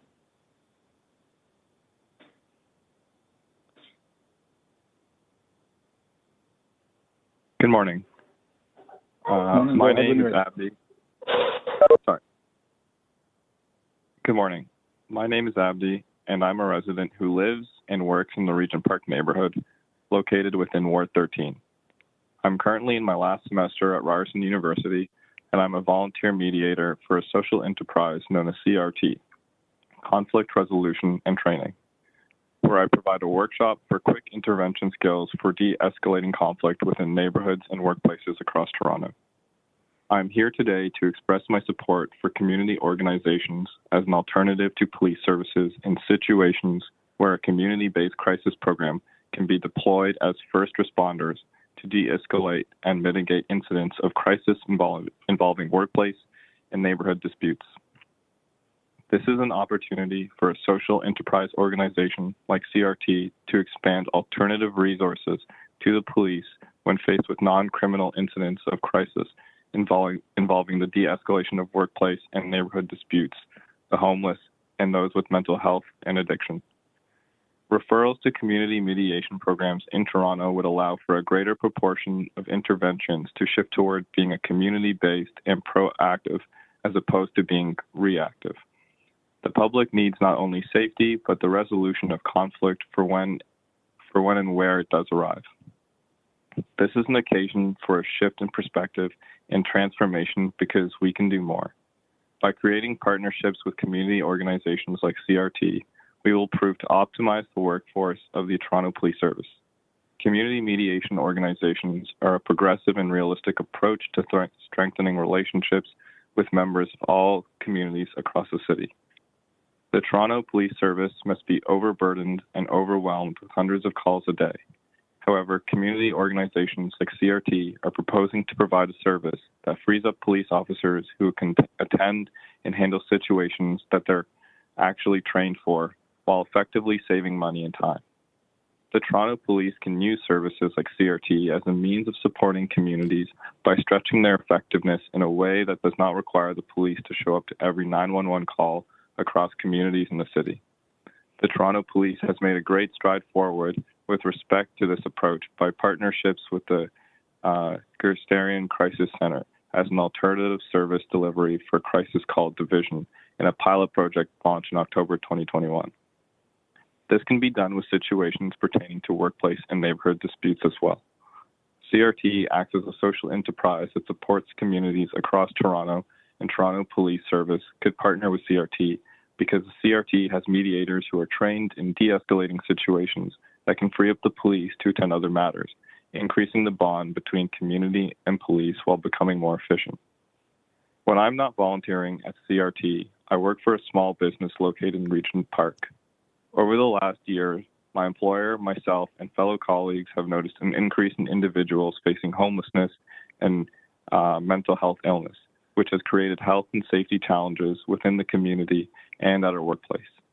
I remember one specific situation where my employer had to call 911 because an individual was homeless and suffering from mental illness and decided to enter the place of business and refused to move from the doorway, preventing customers from entering our shop while yelling hysterically, demanding we give him our phone so he can make a phone call. My employer was worried about the safety of the staff and potential customers trying to enter the shop and ordered us not to engage, informing us that she had called the police and told us to be diligent and wait for law enforcement. 40 minutes later, 2 officers from 51 Division arrived to the scene, and they handled the situation with a sense of integrity and humanity. Not only did the officers call him a cab to get him where he needed to go, but they also helped him organize his belongings into the trunk of the cab which they called. And I applaud these 2 officers, though I did not get their names. The 2 officers proceeded to check with my employer that we in fact were all okay, and once they were reassured that we were okay, they were on their way. I'm telling you this because the public needs not only safety, but a community-based crisis program for these types of conflicts that can be resolved prior to the police arriving. I know incidents like this will reoccur,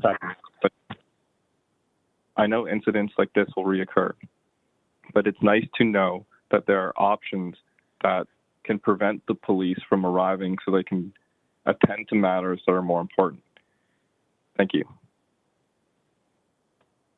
Thank you very much for your deputation and for that anecdote around the officers that helped the individual. Really appreciate hearing that. Board members, any questions? Seeing none, thank you for taking the time to speak with us today. Tues, please put on the next deputant. Our next deputant is Albert Wenzel. Albert, you should receive a prompt from the system now.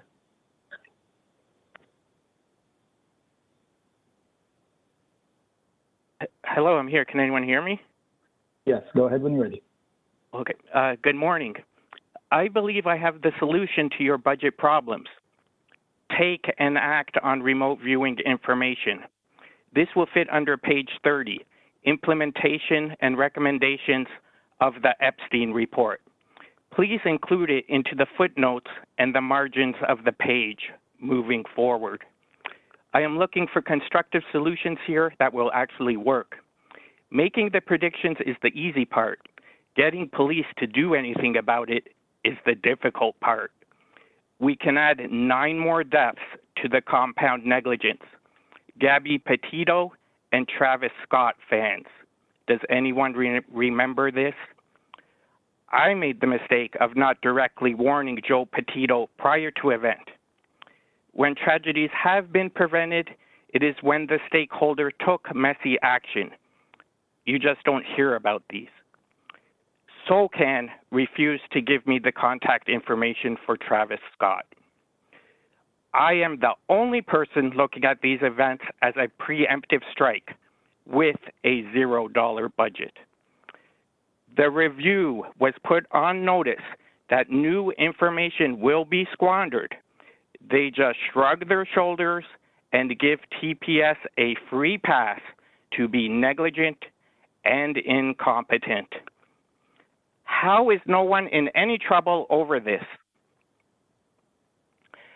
I have received back the first canned response from the leaders of counterterrorism, Sue O'Sullivan, Justice Department, Federal Government of Canada, and I quote, "Also, please note that the OFOVC does not investigate alleged criminal wrongdoing or potential terrorist events, as this is the role of the police. As such, you may wish to contact your local police if you are looking to report these crimes, as they would be in the best position to assist you with these concerns. I hope this information is useful to you." Close quote. It sounds like they are being cheeky here. If they read my email at all, they would know that TPS has been negligent and incompetent since 1990 onwards, resulting in the death of many and an inflated budget. This is projected to continue as no one has replied to my many serious warnings I have given to TPS on a silver platter. In the mythical social contract, I do not believe TPS can refuse any new information. This would mean arranging a remote viewing session at least once a week for 45 minutes with cooperative, psychic-friendly staff. New information was generated when the review sat down for a 45-minute RV session. The leaders of counterterrorism here just shrug their shoulders and do not want to do anything. When they have new information, they will just squander it again, resulting in deaths which could have been prevented. I yield back the remainder of my time.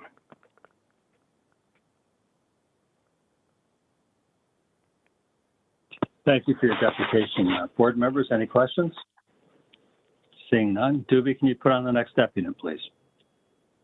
Yes, sir. Sean Mager should receive a prompt for the system now.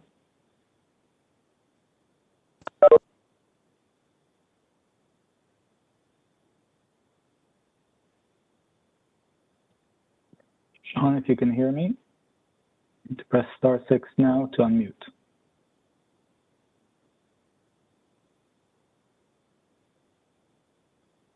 All right, we'll try Sean again a little bit later. Doris Fulton should receive a prompt for the system now.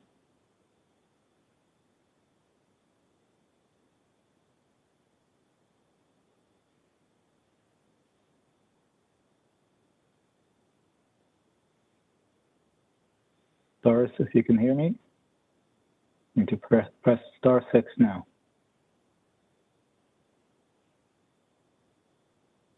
Okay, moving on. We have Jennifer Chambers and Steve Lurie.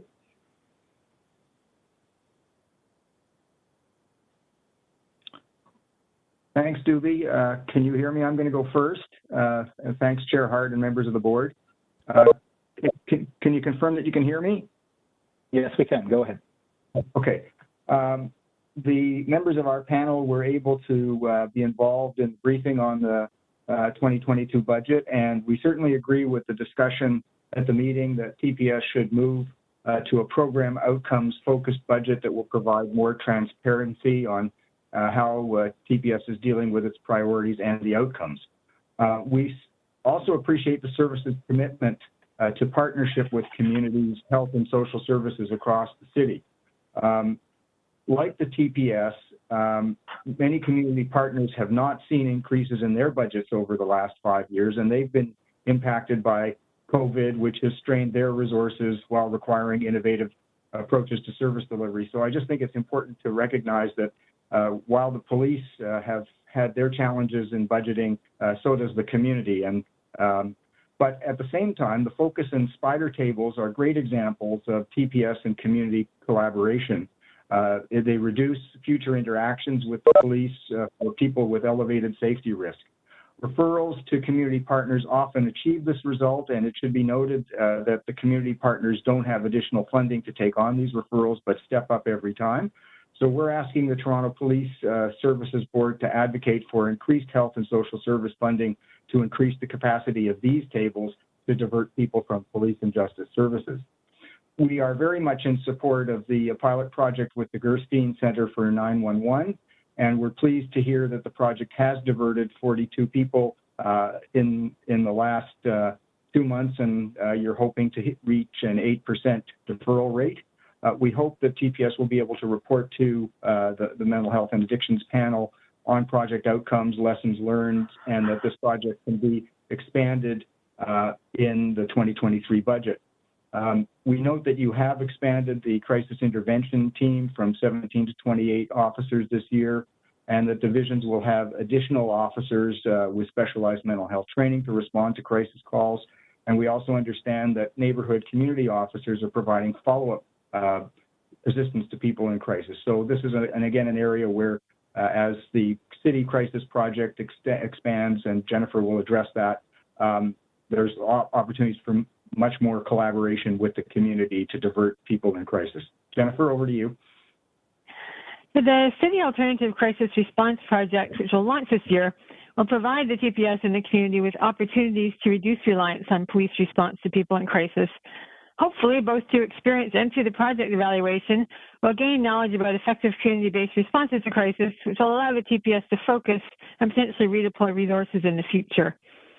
Ideally, the need identified by the community of people with experience of crisis for a non-coercive, community-based crisis response that the city is piloting will lead to the reduction and replacement of the requirement for any police response, including MCIT.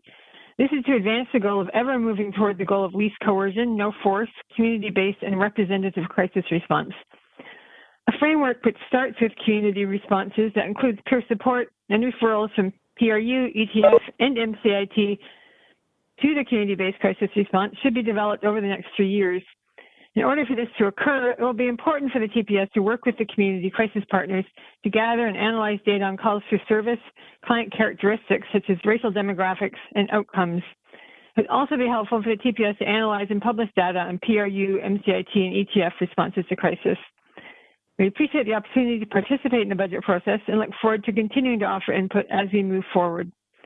And just as a personal observation at the end, I'm sorry to hear the Toronto Police Accountability Coalition did not have adequate time to respond to the budget, and I hope that will be remedied in the future. Thank you. Thank you, Steve and Jennifer. Any questions of the deputies? Seeing none, I just want to thank both of you for the work that you both do each and every day as the co-chairs of our mental health, addictions, and advisory panel. You put in a lot of work, and we all really appreciate it. Thank you. Thank you. Zuby, please put on the next deputy. Yes, Chair. Doris Fulton, can you hear us now? I can. Can you hear me? Yes, we can. Go ahead when you're ready. Great. Thank you. So, as Doris Fulton, I'm a member of Trinity St. Paul's United Church Center for Faith, Justice, and the Arts. And I, too, am concerned about the budget process in that we haven't really had enough time to look through this budget in any great detail. And this is really disconcerting to me because what it looks like, the optics of this, is that the board does not wish to have public input on the budget. To release something so complicated with so much data and not give us enough time, that's a suspicion as I look at this. And we're concerned tax-paying members of our community, and the money that you're proposing comes from the public purse. So when we see these impossible deadlines, it's eroding the public confidence in the honesty of your intentions. And as such, it's discrediting the leadership of Toronto Police Services Board. So my caution here is be careful. This does not play well in the public sphere. I'm assuming that you want to instill confidence in this process, and that kind of shortening of timeframes does not do that. So I think we can do better. Now, the second point is there's a strong expectation in the public that we would retask, revision the TPS budget. The city took the position we needed to know where the money was spent first and that the money should follow the work. The budget doesn't address these questions, and it was promised a year ago. They do not reflect the police service value proposition, which I think is really important to the public. We need to know what service is being delivered, at what cost, to how many, so that we can evaluate this kind of budgetary process. In addition, the current budget numbers do not present a view into the financial management of each of these services that are being delivered. Presumably, you're managing the operation on the cost of people, time, various allocated overheads such as training and technology by service delivered within each geographic division. So you talked earlier of performance focused. I think you need to drill down on that so that we get more of an understanding in the public. We've been asking for detasking the police into the mental health crisis space, but we don't see the money pulled out in this budget that's being allocated to this MCIT program. How much for dispatching mental health calls? What do you estimate high, low probability for budget dollars that could be reallocated outside the police force? When do you estimate this transition will be completed? And the other point that is rather annoying as I look at the budget, what funding comes from the provincial government, in particular the recent money announced for guns and gangs? It's referenced in your document at $4.5 million, but the report, but that's it. We don't see it anyplace else. There's other provincial government funding also referenced here, but not shown. So how much provincial money is going into the budget? The other thing I'd like to say is this is a safe city. You keep talking about, you know, per 100,000 population, and there's this growth factor, and I appreciate that. But in spite of it all, when you take a look at the total crimes that were committed in the comparison chart that you accompanied, we don't see any growth in major crimes. When your document compares City of Toronto and per 100,000 population to Chicago, I don't know what kind of a crime rate Chicago has, but that seems like an inadequate comparator. I think we really do need to look at something about crime rate per 100,000. So in short, I'd just like to reiterate that this process is very disconcerting. I think you should put this on hold, give us another 2 weeks to get into this, and I thank you very much for your time and attention. Thank you very much for your deputation. Board members, any questions? Seeing none, thank you for taking, oh, sorry, Mr. Morgan. Sure. Thank you, Deputy, for your question. I'm having trouble hearing you, Mr. Morgan. I don't know if others are. Can you hear me now? Is that better? Faintly, yeah, faintly. Okay. I'm not sure what the issue. I've been having some issues with my audio. Just with the last few deputants, and I'm sure there's probably a number of others that have concern with some of the timelines around the access to the budget. So I'm just wondering if that's something we can explore. How do we potentially open up that process? So whether that's something we can explore.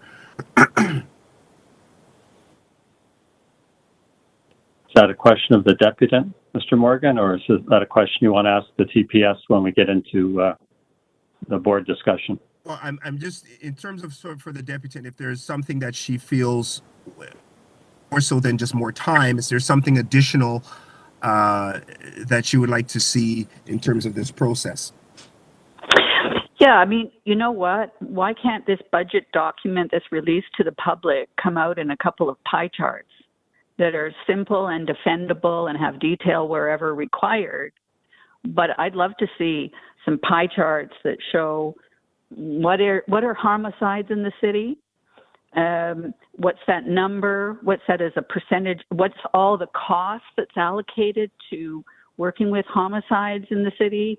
And once we've got that cost allocation, put it into the entire budget pie chart so that now we're getting an appreciation for the service that's being delivered and for the cost of that service. In all this piles of documents, we need it synthesized in some manageable way, and it doesn't have to be, so much detail.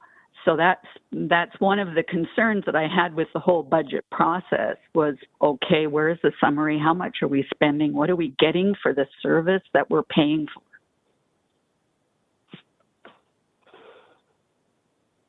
Thank you for that. That's very helpful, and that's something I think we can sort of take back to TPS and to see if it's something we can work with. So thank you very much. Well, thank you for your attention. I appreciate it. Thank you for your deputation. Juby, can you put on the next deputant, please? Yes, sir. We'll try Sean Meager again. Sean, if you can hear us. You need to unmute now.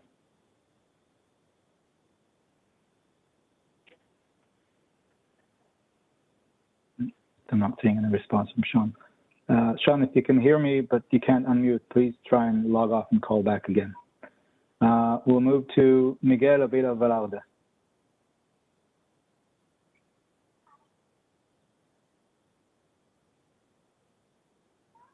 Miguel, if you can hear me. There you go. Hello, everybody. I have a question. Can you hold my time? Can you hold my time? I have a procedural question. It's been difficult for many people to register yesterday when the deadline was 9 a.m. One of my friends, Walid Kogali, he's been trying to get into the meeting today, and I wonder if he's being allowed to speak this board meeting. Can someone find out Mr. Hart, please? Juby will take a look into that. I'm not quite sure what the issue is, but would you like to start your deputation, please, Miguel? Thank you. Well, I just want to make sure that my brother is allowed to speak today because of the circumstances on the procedural bylaw that you have that says that the cutoff time for me for registering to speak deputations is noontime. So you have two approaches that is conflicting to people, and people will speak on this matter. Okay, Miguel, just start your deputation. If he made the deadline, then he will get to speak. Could you start yours now, please? Thank you. Okay, since we don't know if it's on the line, I just want to say to you that Regent Park, again, was shocked with police violence in our community this last November 22, 2021, last year. Apparently, there was a call, some kids having fun on the elevators, and there was some rumors about a knife or something, and police were called in, and the police officers that attended, they were not from this area, from this neighborhood, and one of them is in a video is shown carrying a rifle, not one of those rubber bullets ones, but a real rifle. And that scared the hell out of our young people that we are trying so long to connect with. Because I think it was an overreaction by the Toronto Police 51 Division. We have asked questions, and we hopefully to hear from the chief of 51 Division with an explanation as to what happened. With regards to budget, all right, so as the previous caller mentioned, we don't know how much money is allocated from the province to the Toronto Police. But you know what? If I were a leader, a true leader of this community, I would take the $75 million given by the Premier Doc Ford to deal with our poverty reduction. Remember, we have a poverty reduction that we approved the city council in 2016, I believe. And this money could address what we have always said over and over again. One of the roots of gun violence, my friends, is poverty. When you live in poverty, on a meager, untitled works or DSP, yes, I am one of those guys who receive disability. And you know what? It's not a pleasant place to be. And we're trying to discourage our youth for joining the gangs. You know, over and over, we have told you what are the solutions. So, you know, John Tory, I'm going to speak directly to you since you're taking notes, apparently. You know, if I were a true leader of the city of Toronto who wants to run in 22 for a seat as a mayor again, you should be doing the right thing. Take those $75 million and invest it into our programs that will fund the Black and Indigenous communities first. And perhaps you can use some of that money, or the $75 million, perhaps you can directly to address the issues of the collective agreement that you are mentioning on CP24. So everybody knows that you have put a good proposal to the community, but nobody understands the exact situation with the Toronto budget when we have been told that you have good intentions on not increasing the budget. And what we're seeing again is another trick, another attempt to make us believe that the money will go to invest in reduction of police budget. But it's not what we're seeing. Everybody who looks at the numbers understands that it's the contrary. So the $75 million, in addition to that, since 2018, when Doug Ford took office, there has been up to $187 million already given to the Toronto Police Services.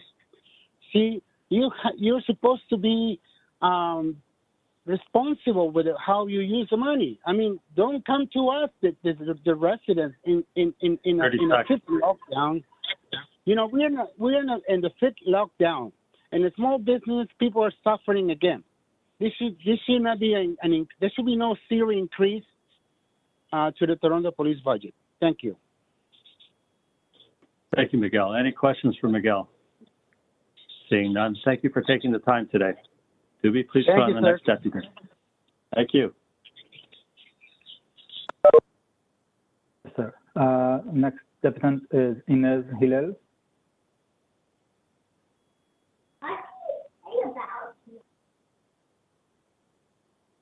Inez, you could tap *6. Hi, can you hear me? Yes, we can. Go ahead when you're ready.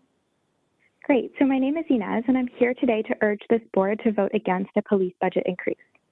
The TPS is requesting $1.2 billion today, not $25 million. Although the Excel documents shared state otherwise, this budget has not been approved and should not be. I speak today as a concerned resident and also an economist that's reviewed the budget documents. There was insufficient time to review the budget, and the data is not user-friendly. The disaggregation of the tables, the failure to provide a legend explaining each line item, and the use of all capital letters erodes the claims of transparency. Based off Chief Raymer's discussion today, we know that the Toronto Police has operated on a freeze in 3 of the past 5 years, and they should do so again. The priorities that he listed are real concerns, but they cannot be solved with more police.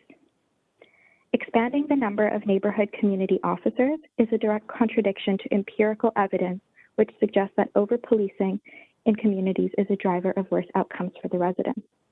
It does not improve safety and instead traps funding that could otherwise be spent on affordable housing, mental health crisis response teams, culturally appropriate drop-in centers, green spaces, and safer road design.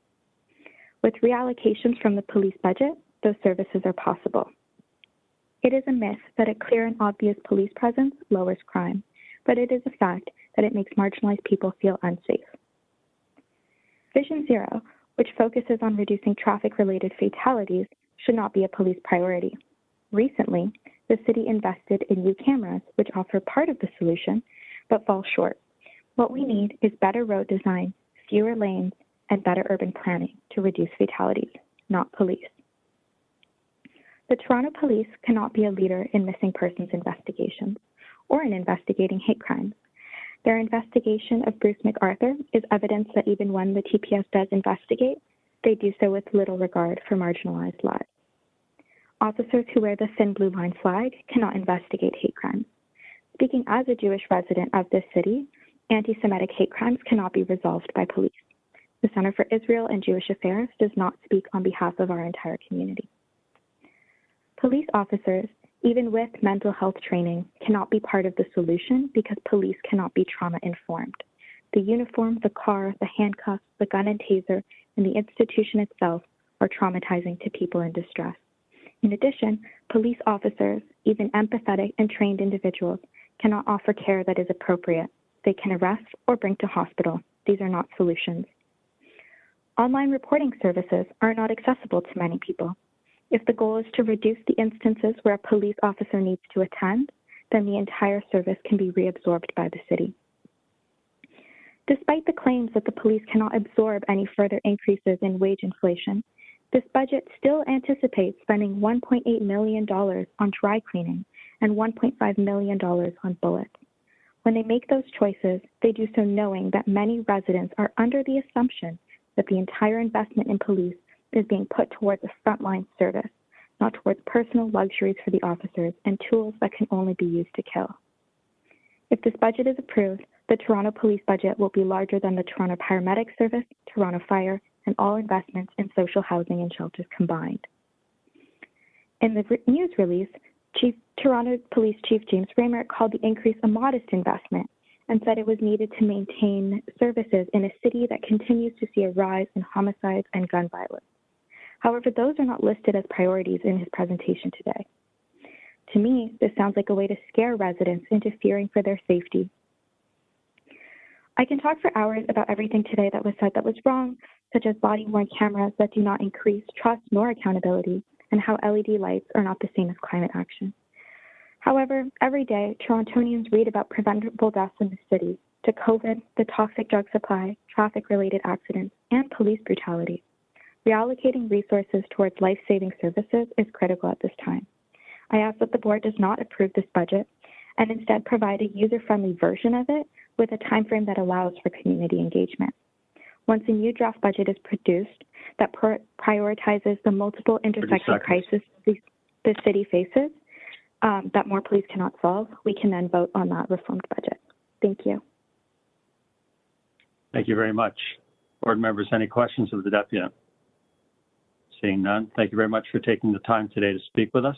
Doobie, please put on the next deputant. Next deputant is Hamza Sayed. Hamza, if you can hear me, please press star 6 now. Hi, can you hear me? Yes, we can. Go ahead when you're ready. Thank you. Good morning and Happy New Year. My name is Hamza and I'm a resident of Ward 7. I would like to ask the board to reject CPS's request to increase its budget by a further nearly $25 million. As you know, and as the previous debutant mentioned, CPS receives more funding than the budgets for Toronto community housing, shelter support and housing services, transportation, employment and social services, and libraries combined. We as a city continue to suffer the consequences of our underfunded social programs. Just this week, Mike Merriman, who represents Toronto's paramedics, said that their healthcare system is, quote, on the verge of collapse, unquote, and confirmed that this weekend there were no ambulances available to respond to a life-threatening call. Also in the headlines this week has been the fact that the isolation center for unhoused people is at 95% capacity as Omicron ravages through shelters. The deep inequities within Toronto were in sharp focus last summer when we saw horrifying and traumatizing scenes of encampment evictions, which targeted the most vulnerable in our society. In keeping the urgent funding shortfalls within Toronto's many essential services in mind, I hope that Mayor Tory, councillors, and board members vote against this substantial increase to TPS's already inflated budget and work to redirect these much-needed funds to more urgently needed services within Toronto. I would also like to note that the way in which TPS spends money on salaries does not inspire the confidence of the public. At any given time, there can be dozens of employees that the TPS has suspended with pay. And as of this month, January 2022, several of those employees have been suspended with pay for 7 years. Most people would consider that a 7-year-long paid vacation. This practice costs the taxpayers millions of dollars for absolutely zero policing services rendered, which is unacceptable, unsustainable, and indicative of a deeply broken system. Many of these suspended employees, like most TPS employees, remain on the Ontario Sunshine List, along with around 75 TPS employees who earn even more than the nearly $200,000 that Mayor Tory earned last year. The reason that many of these TPS employees can make such exorbitant salaries is not because they are necessarily more educated or skilled, but because they are able to exploit a broken overtime system which allows them to more than double their base salary. Residents of Toronto have been advocating the TPS to reform its overtime system for decades to no avail. In fact, despite assurances of reform, this latest budget request does not suggest any attempt to reduce the amount of funds allocated to uniform overtime. These are issues that the board should keep in mind with the next round of collective bargaining negotiations. TPS also justifies its large budget through new, deeply intrusive programs such as the use of artificial intelligence technologies. And as the latest public consultation on this last month reveals, the priorities of the TPS are not in line with the demands of the overwhelming majority of the people of Toronto.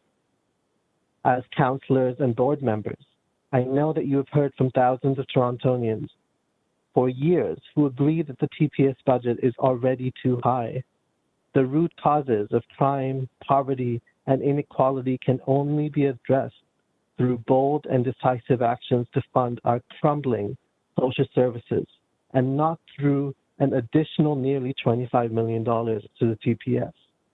Any decision which continues to approve massive increases to the TPS budget serves to further erode the trust between the TPS and the public and cements the widespread perception that this is a system which unfortunately exists to protect and enrich itself at the expense of the needs and demands of the public. Thank you for your time and attention. Thank you very much for your deputation. Board members, any questions? Seeing none, will we please put on the next deputant? Yes, sir. Daniel Bingham. You can hear me? Daniel, you should receive a prompt from the system. Oh, go ahead when you're ready. Good morning. Thank you for having me. My name is Dan Bingham. I'm a representative of the neighborhood group, Toronto Harm Reduction Alliance, the Members Advocacy Committee, and ACORN, and a proud Toronto citizen. Anybody that thinks that we should defund the police or get rid of them or change them is a fool. That said, right, you know, there are changes that need to be made, and I appreciate that the Chief Raymer has started with initiatives to include community organizations such as the Gerstein Group to help assist with some of the calls that are coming in. I'm told that 90%, I actually heard John Sewell say this, that 90% of the 911 calls do not require armed special response, right? So there are a lot of community groups that are willing to step up and to help out. And we're hoping that, you know, it isn't just a trial initiative. I'm hoping this is something that we're going to implement on an ongoing basis, right, so that it comes up. You know, I think there's different ways that we could make sure that the community interaction with police officers can be, you know, improved. One of the ideas is that, I don't know, is there an incentive to reward police officers for positive community interaction, to make sure that officers are educated and trained to remember that these are people, citizens, that officers are interacting with? All interactions should only be conducted with respect and compassion at all times. People are struggling. They need help. They need access to services. And nonviolent and criminal interaction calls should be an opportunity for officers to help propagate that slogan that police officers use, that they're there to serve and protect. You know, I was homeless 9 years ago in the Gerstein group. I spent 2.5 months in Ossington Detox, and the Gerstein group was like a one-stop shop, and they helped me access all kinds of different therapies and stuff like that. And now I'm on the board of directors for a condo corporation. I am a productive citizen.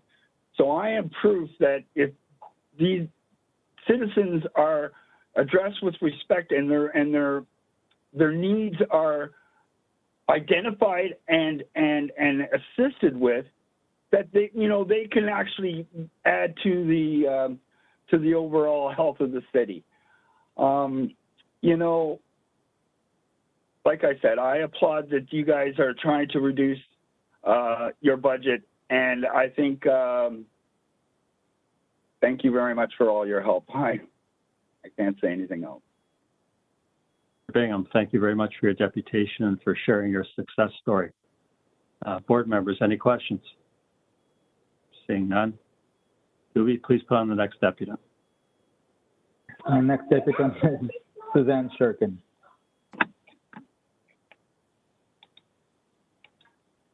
Suzanne, if you can hear me, just unmute. All right. All right, thank you. All right, go ahead when you're ready. Hello, all. My name is Suzanne Shirkin. The GTA is where I've made my home for 6 decades and where I'm a volunteer mediator at a service group called CRT, Conflict Resolution and Training. I also run my own consulting business as a mediator, training, and conflict coach. I appreciate this opportunity to make myself heard on a topic that I feel very strongly about, how the TPS can make a small shift for a big gain in working with communities. So here's a pretty common situation. A call comes into 911 from an hysterical person who's witnessing people yelling at each other in front of their apartment building and threatening violence. 2 police officers are dispatched. They arrive at the scene armed with weapons and command and control tactics for dealing with the situation. Maybe they arrest one of them. Maybe they threaten arrest if things don't settle down. Maybe they just give them a good talking to. Things calm down. For the moment, the police leave. Nothing good takes place, just an absence of bad. So imagine a different outcome. Imagine that when the call comes in from the hysterical person, the call gets diverted to a service that was actually specifically trained to handle this kind of situation. A community mediator would arrive on the scene, and instead of strong-arming the people in crises to settle down, the mediator skillfully gets the parties to resolve their own conflict on the spot. So what's the upside? By diverting such calls to community mediators, police officers are freed up to handle the situations that they're actually trained for. This also allows the TPS to build stronger community relationships, have better outcomes, and use their budgets more effectively. The police can't look after everything, even though they want to. There are issues of mental health, substance abuse, domestic violence, neighborhood disputes, housing disputes, countless situations that arise every single day in every single jurisdiction. Not every escalated situation requires the presence of 2 highly trained, armed, and well-paid officers. Some escalated situations would benefit greatly from the services of an alternative dispute resolution practitioner. Police officers simply do not get the training to be skillful mediators and conflict coaches. And even if they did have the skills to handle disputes, they simply do not have the time to patiently, intentionally, and skillfully de-escalate people in high conflict. They get between 1.4 and 2 million calls a year. That's a whopping average of 4,000 to 5,000 calls a day. And as Chief Raymer reminded us in his report this morning, there are fewer police officers doing more work daily, hourly in Toronto. So consider this alternative solution. When a caller dials into police, determine at dispatch how the call will be handled. Does it need immediate attention from 2 officers to bring the situation to safety? Or does the situation need a more deft handling from a mediator? The fact is that the TPS have already begun this triage approach. As we have heard this morning already, they are in successful partnership with people trained to work with mental health and substance abuse issues. Why not expand that to include community mediators? My position here today is to invite the TPS to further broaden this approach to involve CRT, the Conflict Resolution and Training Arm of the Neighborhood Group, formerly known as St. Stephen's Community House. This 35-year-old organization has a stellar record of being a highly trusted and respected partner supporting communities across Toronto.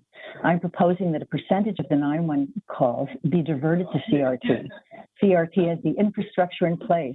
They are already working with police at the court level and have the capacity with a roster of trained professionals to respond quickly to calls. And TPS also has the infrastructure in place with the Community Neighborhood Officer Program that the Chief referred to today. Why not allow those officers to refer cases to CRT? The Epstein report outlined unequivocally that TPS needs better community partnerships, particularly at this time of COVID, when crises, trauma, and conflict are an all-time high. Diverting calls to CRT for community mediation is a simple and hugely effective way to get there. Thank you. I really appreciate your time in hearing my recommendation, and I hope you take me up on my suggestion. Thank you. Thank you very much for your comments, and we've taken note of them. Board members, any questions? Seeing none, thank you very much for your deputation. Thank you. Doobie, please on the next deputant. Nora Ottenhoff. You can unmute now, please. Hello, can you hear me? Yes, you can. Go ahead when you're ready.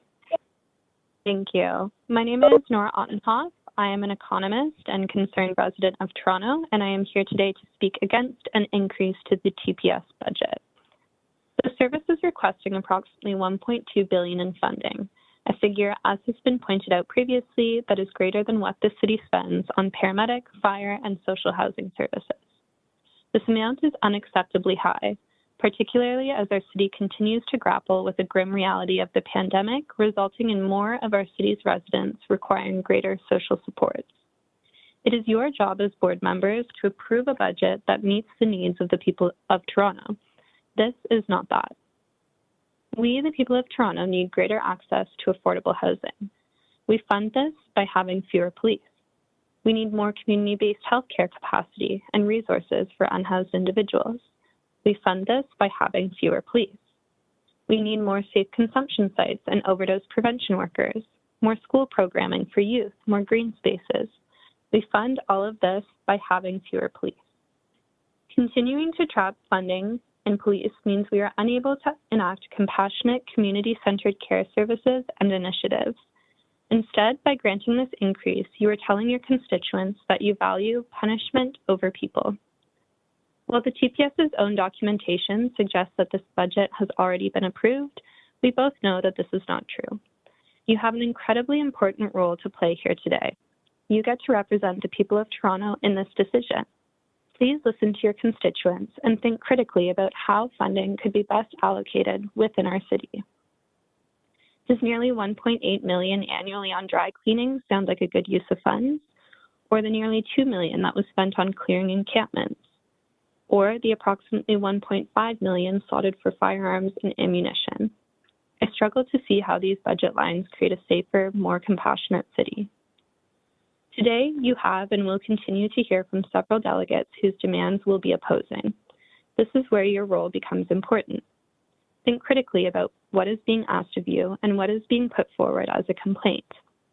weigh these calls with who is speaking and what level of privilege they carry with them. Is this person fearing for their safety, their children's safety, or the safety and well-being of those within their community? Or is this person simply expressing a dislike of visible poverty? These requests are not the same and cannot be treated with equal consideration. To end, I will say once again, do not approve this budget. Invest in community-centered, compassionate care. Thank you. Thank you for your deputation. Board members, any questions? Thanks for taking the time to speak with us today. Doobie, please put on the next deputy. Yes, sir. Derek Moran.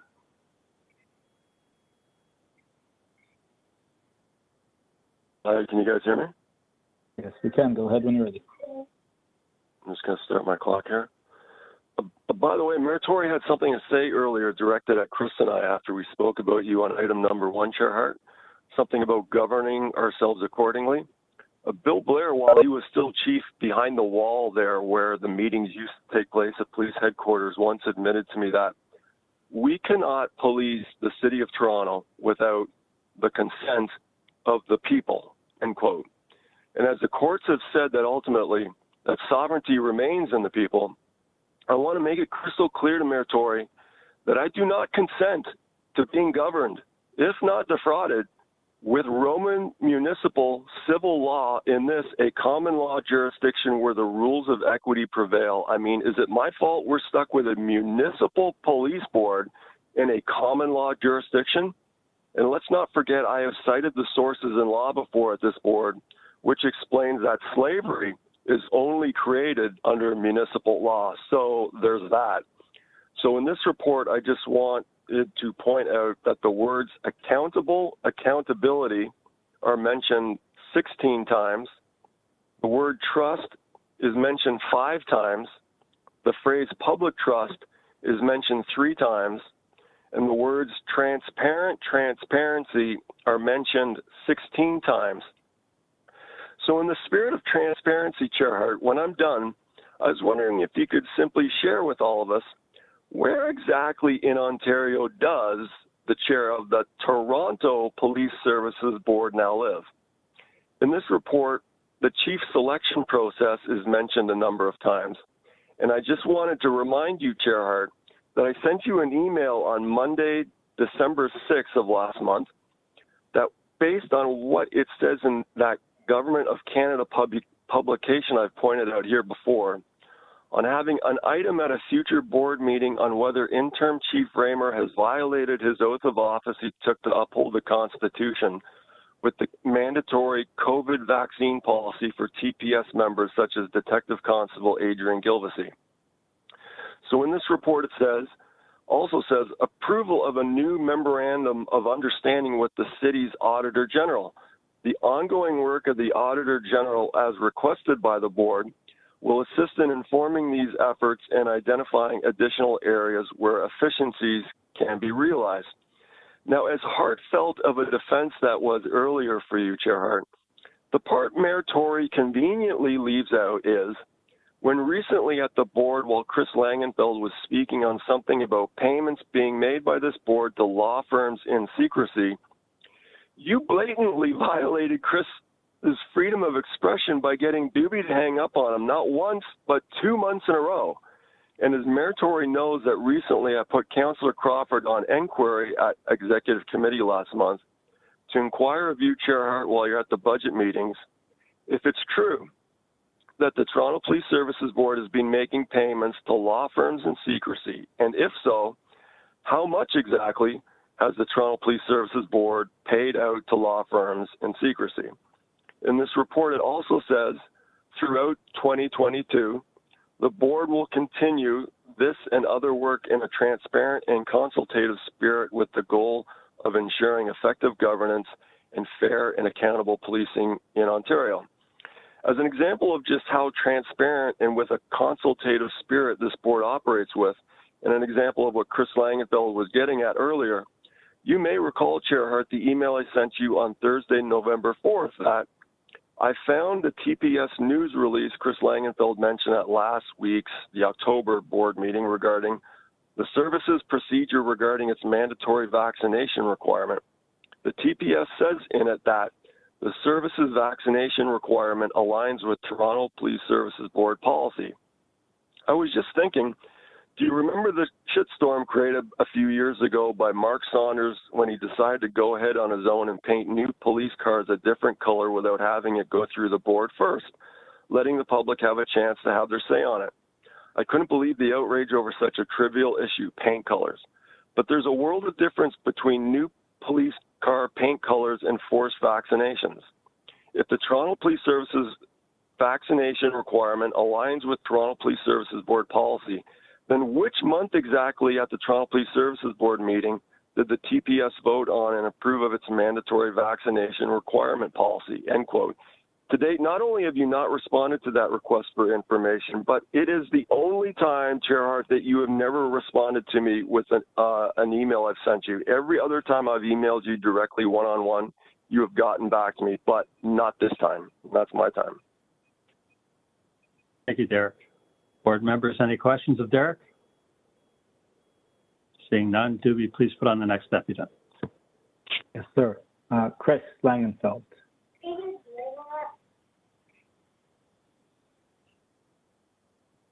Chris, if you can hear me, please unmute now. Thank you, Doobie. Go ahead.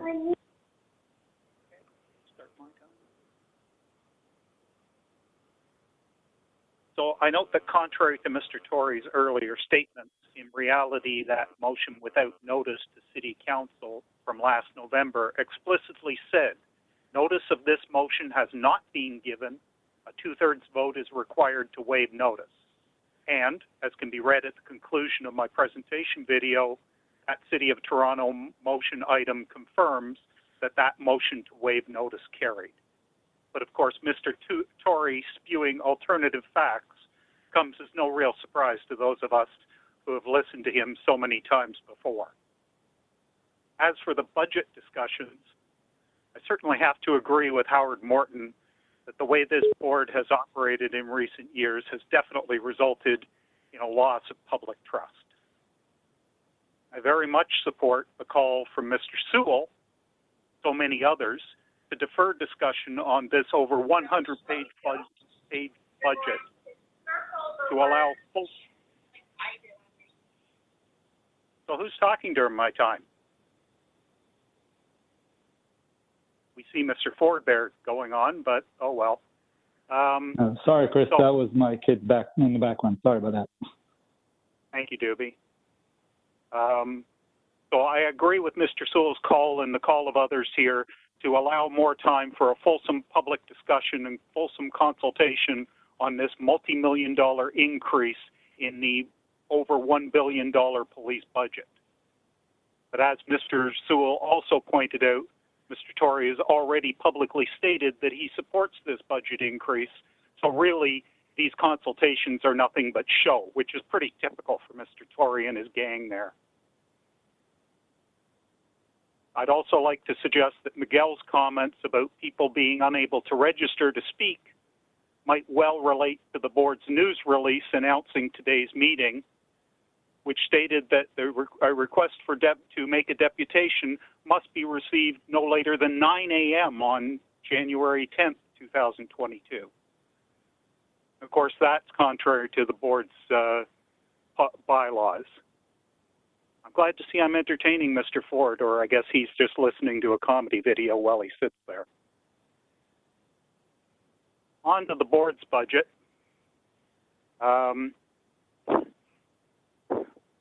I know, first of all, here that when we look at the, it's a little tough to actually trust this board's budget, because even when we look at the benefits section here, looking at the spreadsheet here, the line-by-line Toronto Police Services Board budget, it identifies that apparently in 2022, we're going to have $28,000 in uniformed Canada Pension Plan payments. So I wonder who that's for. But if we trust any part of this budget, then we look at the proposed regular salaries, line 1508, and it's proposing $1.1 million for for salaries. Yet at the bottom of that spreadsheet, it's listed as 7.5 total staff civilian members. So that works out to $156,900 a year as the average salary for employees of the board. No wonder the people of this city have no faith in this board. Mr. Teschner talked about honoraria, but of course, in reality, what we expect, and I certainly agree, the people that are giving their time and appearing on these boards should be paid, but they should be paid salary. It shouldn't be a question of somebody slipping them a little cash if they think that they voted the way they wanted them to at the end of the year. What it should be then is just like the members of this board receive, where they know that they're going to get paid a certain amount. That's set out in legislation in advance, and when they show up, they get paid for their time. That should be the same for members of these other groups like the Mental Health Advisory Committee and others, that that should be then defined what they're going to receive, not some $11,000 or, no, what was it, $22,000 in honoraria that's set up in a budget to just give to whoever, I guess, Mr. Tory feels was friendly to him over the period of the year. Looking at the services budget, we're actually talking about it was 950 million. Well, of course, there's no time to go through this, and it's 4 budget items with 5 minutes to speak to it, so there's no time to talk about it. The service talks about how the per capita number of officers versus the number of civilians is out of whack with other cities, but in other cities, Chicago, New York, Montreal, London, they all have transit police are part of the police budget, housing police are part of the police budget. Have to wrap you up. Your time's cut up. off my time actually earlier with Doobie's mistake and somebody cutting me off. So you give me a few extra seconds. You're at 5:20 right now, Mr. Langfeld. I gave you an extra 20 seconds. He actually delayed you. The delay was about 10 seconds. And here is why we need more than 4 days' notice for a budget discussion. Okay. Thank you, Mr. Langfeld. Any questions of Mr. Langfeld? Seeing none, thank you for your time. Do we please put on the next deputant? The next deputant is Abigail Clark. Abigail should receive the prompt now.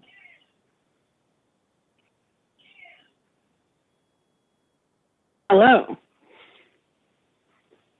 All right. Go ahead. Perfect. Hello, my name is Abigail. I live in Parkdale High Park, and I've lived in Toronto for 6 years.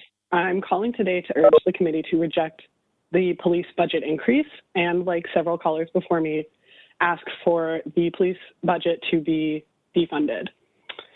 We're about to reach the 2-year mark in this pandemic, and policing is by no means the top priority for our city. The shelter system has collapsed, and just this weekend, we had a night where no ambulances were available. Police do not provide community health, they do not provide shelter, they do not prevent crime. We all remember the horrendous encampment evictions executed this summer, destroying people's possessions, causing bodily harm, and evicting the unhoused from the only safe place for them to live. I want Toronto to be known for more than stormtrooper-like assaults on its citizens. It breaks my heart that the city would consider increasing the budget by $25 million when there are so many other services that are in desperate need of funding and provide real, tangible help for people impacted by this pandemic and the ongoing housing crisis. I implore the budget to deny this. I implore the board to deny this budget increase and actually suggest defunding the police to reallocate those funds to where they can be actually used and are desperately needed. Thanks. Thank you very much for taking the time to speak with us. Board members, any questions of the deputant? Seeing none, thanks again. Doobie, please put on the next deputant. Thanks. Thank you, sir. We have one more person who I hope is Walid Khogali. If you hear me now, if you can unmute. The person who unmuted just now. What's your name? Yeah, my name is. Take off my speaker. Can you hear me now? Yeah, we can hear you. Go ahead. Yeah, my name is Walid Khogali Ali. I'm with the Regent Park Neighborhood Association. I'm also a co-chair of the Community Building Working Group of the SDP Social Development Plan stakeholders table in Regent Park. And as a long-term resident, I just wanted to depute to the board on three pieces. First, the process with regards to the budget. The second, I want to speak to the budget itself. And then third, I would like to speak to community needs. With regards to the process, I think you've heard from other residents like Inez, and Doris, and Miguel, and many other folks that have spoken about how it's not transparent to members of the public to be notified about a board approval or consideration for board approval of a budget that's over $1 billion with only 3 days or 3 business days notice. This is a trend that I have noticed with the current administration led by Mayor Tory. I know at the Toronto Transit Commission, TTC, I don't think this trend of just letting folks know there's a budget coming for approval just before the weekend will inspire any confidence or trust in the process. So again, I want to reiterate the request made by others that, you know, for us to consider the budget adequately, if you really want the public's input, please provide us adequate time to do so. And you approving the budget today will send the wrong message that our input doesn't matter. Our input really doesn't matter.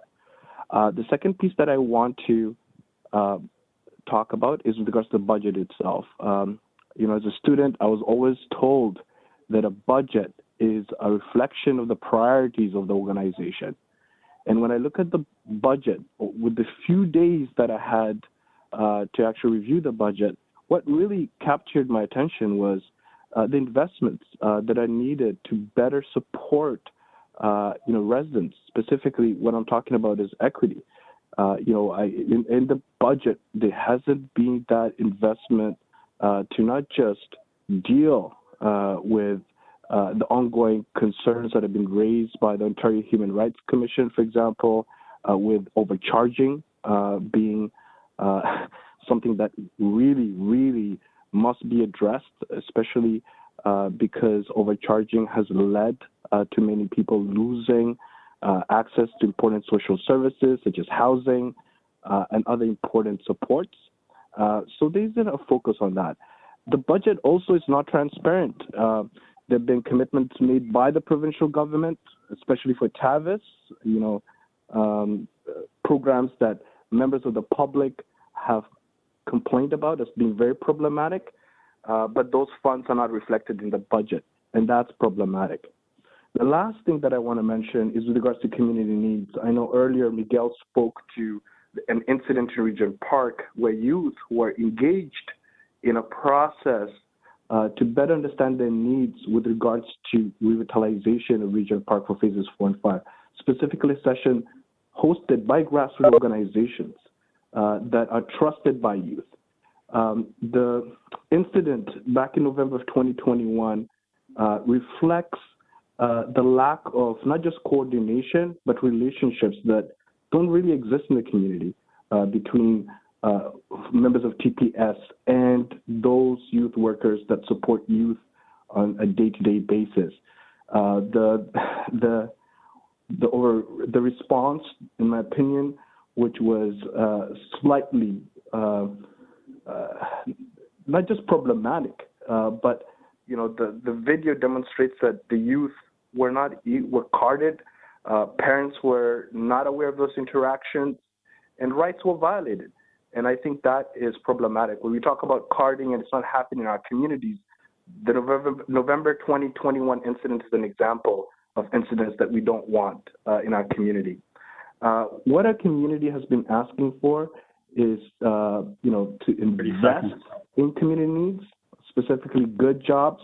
We're calling for a community benefits agreement. You know, Tridel has just offered $26 million. We want the city and other levels of government to contribute more so we could create good jobs, so we could address the root causes of poverty. And we also want community-driven safety solutions. We know what our safety needs should be, and what we want is we want to work. Thank you, sir. Your time is actually up now. Okay, thank you very much. Thanks so much for your deputation. We all appreciate it very much. Board members, any questions? Seeing none, thank you very much for taking the time. Do we have any more deputants? No, that was awesome. Okay, great. Before we take this item into the board for discussion, I just want to first of all thank the 20 individuals who came to speak with us today. We've taken all of your comments in and we'll take them all under consideration. I'd also like to thank those of you, and there were a number of you, who wrote to us as well and gave written deputations, and assure you that we've all read them as well, and we'll consider them in our deliberations. So board members will now take these items, budgets rather, under consideration. You can ask questions on any of the budgets to either the TPS or to Mr. Teschner on the board budget. Then we will speak to each of the budgets, and then Mr. Teschner will walk us through the voting. We will vote on each of the budgets separately, and Mr. Teschner will walk us through that process. So we'll start with questions on the budget. Who would like to go first? Any questions? Ms. Kostakis. Just as a follow-up, good morning and Happy New Year to everyone. Just as a follow-up regarding one of the deputants on the CRT training piece, if maybe Chief, you could answer this or speak to it, just to speak to the fact if part of this budget or any elements or budget line items speak to the training of the neighborhood community officers when it comes to CRT, if you could just speak to that a little bit. Certainly, thank you. Actually, all our neighborhood officers receive specialized training and they're CRT certified crisis response trained. I would just mention as well, and I sort of alluded to it in my comments, is that, when I'm out in the community hearing information, when we have WebEx meetings, when I've heard from counselors, the common refrain is really about wanting neighborhood officers in their community. That's what makes them safe. That's when their kids can use the playgrounds, is when the neighborhood officers are there. And, and from my perspective, communities don't want less policing. They want different policing. And that's what we're doing. We're continuing to evolve, to make sure that we are, effective in our duties while attempting to meet the expectations of the majority of the populations in our diverse communities. And we really do achieve this through our neighborhood officer program.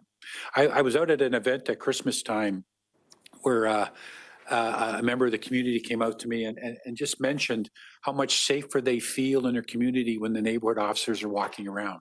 And that's a common refrain that we receive. And that's why, as an organization, we've made it our #1 priority in terms of how we'll redeploy.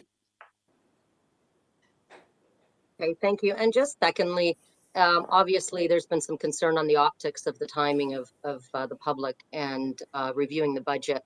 Can anyone speak to, maybe Ryan or Tony can speak to any other opportunities or inputs that the public may have on this budget moving forward?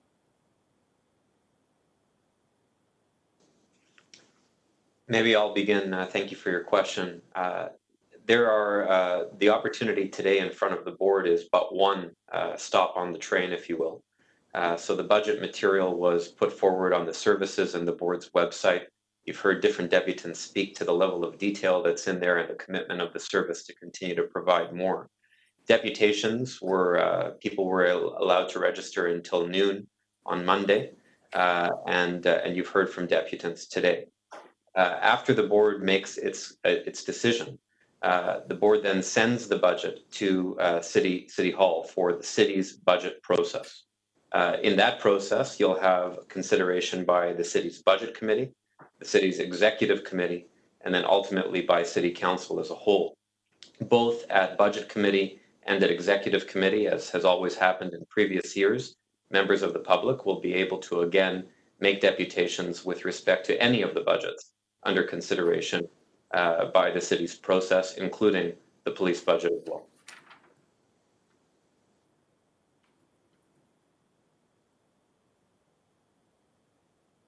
Board members, any further questions on the budget?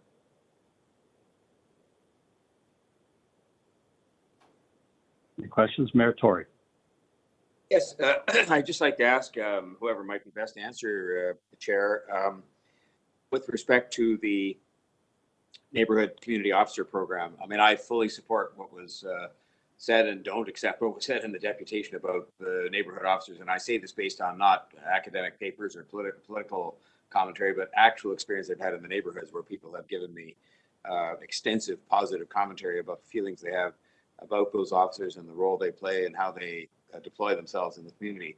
And I wondered if given that it is discussed, obviously in the budget papers, and it's one of the investments that's made, if you could discuss what the resourcing will do by way of allowing us to deploy this program on a broader and deeper basis. I take from that, Mayor, you're actually asking about the number. And what I'll say to you is that our commitment is between 50 and 60 additional neighborhood officers will be placed into the community this year. Okay, and the timing on that, Chief? I'm hoping to do it by late spring. Okay, that's terrific. I mean, I'm strongly supportive of that, and I appreciate that. Could you also talk, and I know that this is something that, again, goes a bit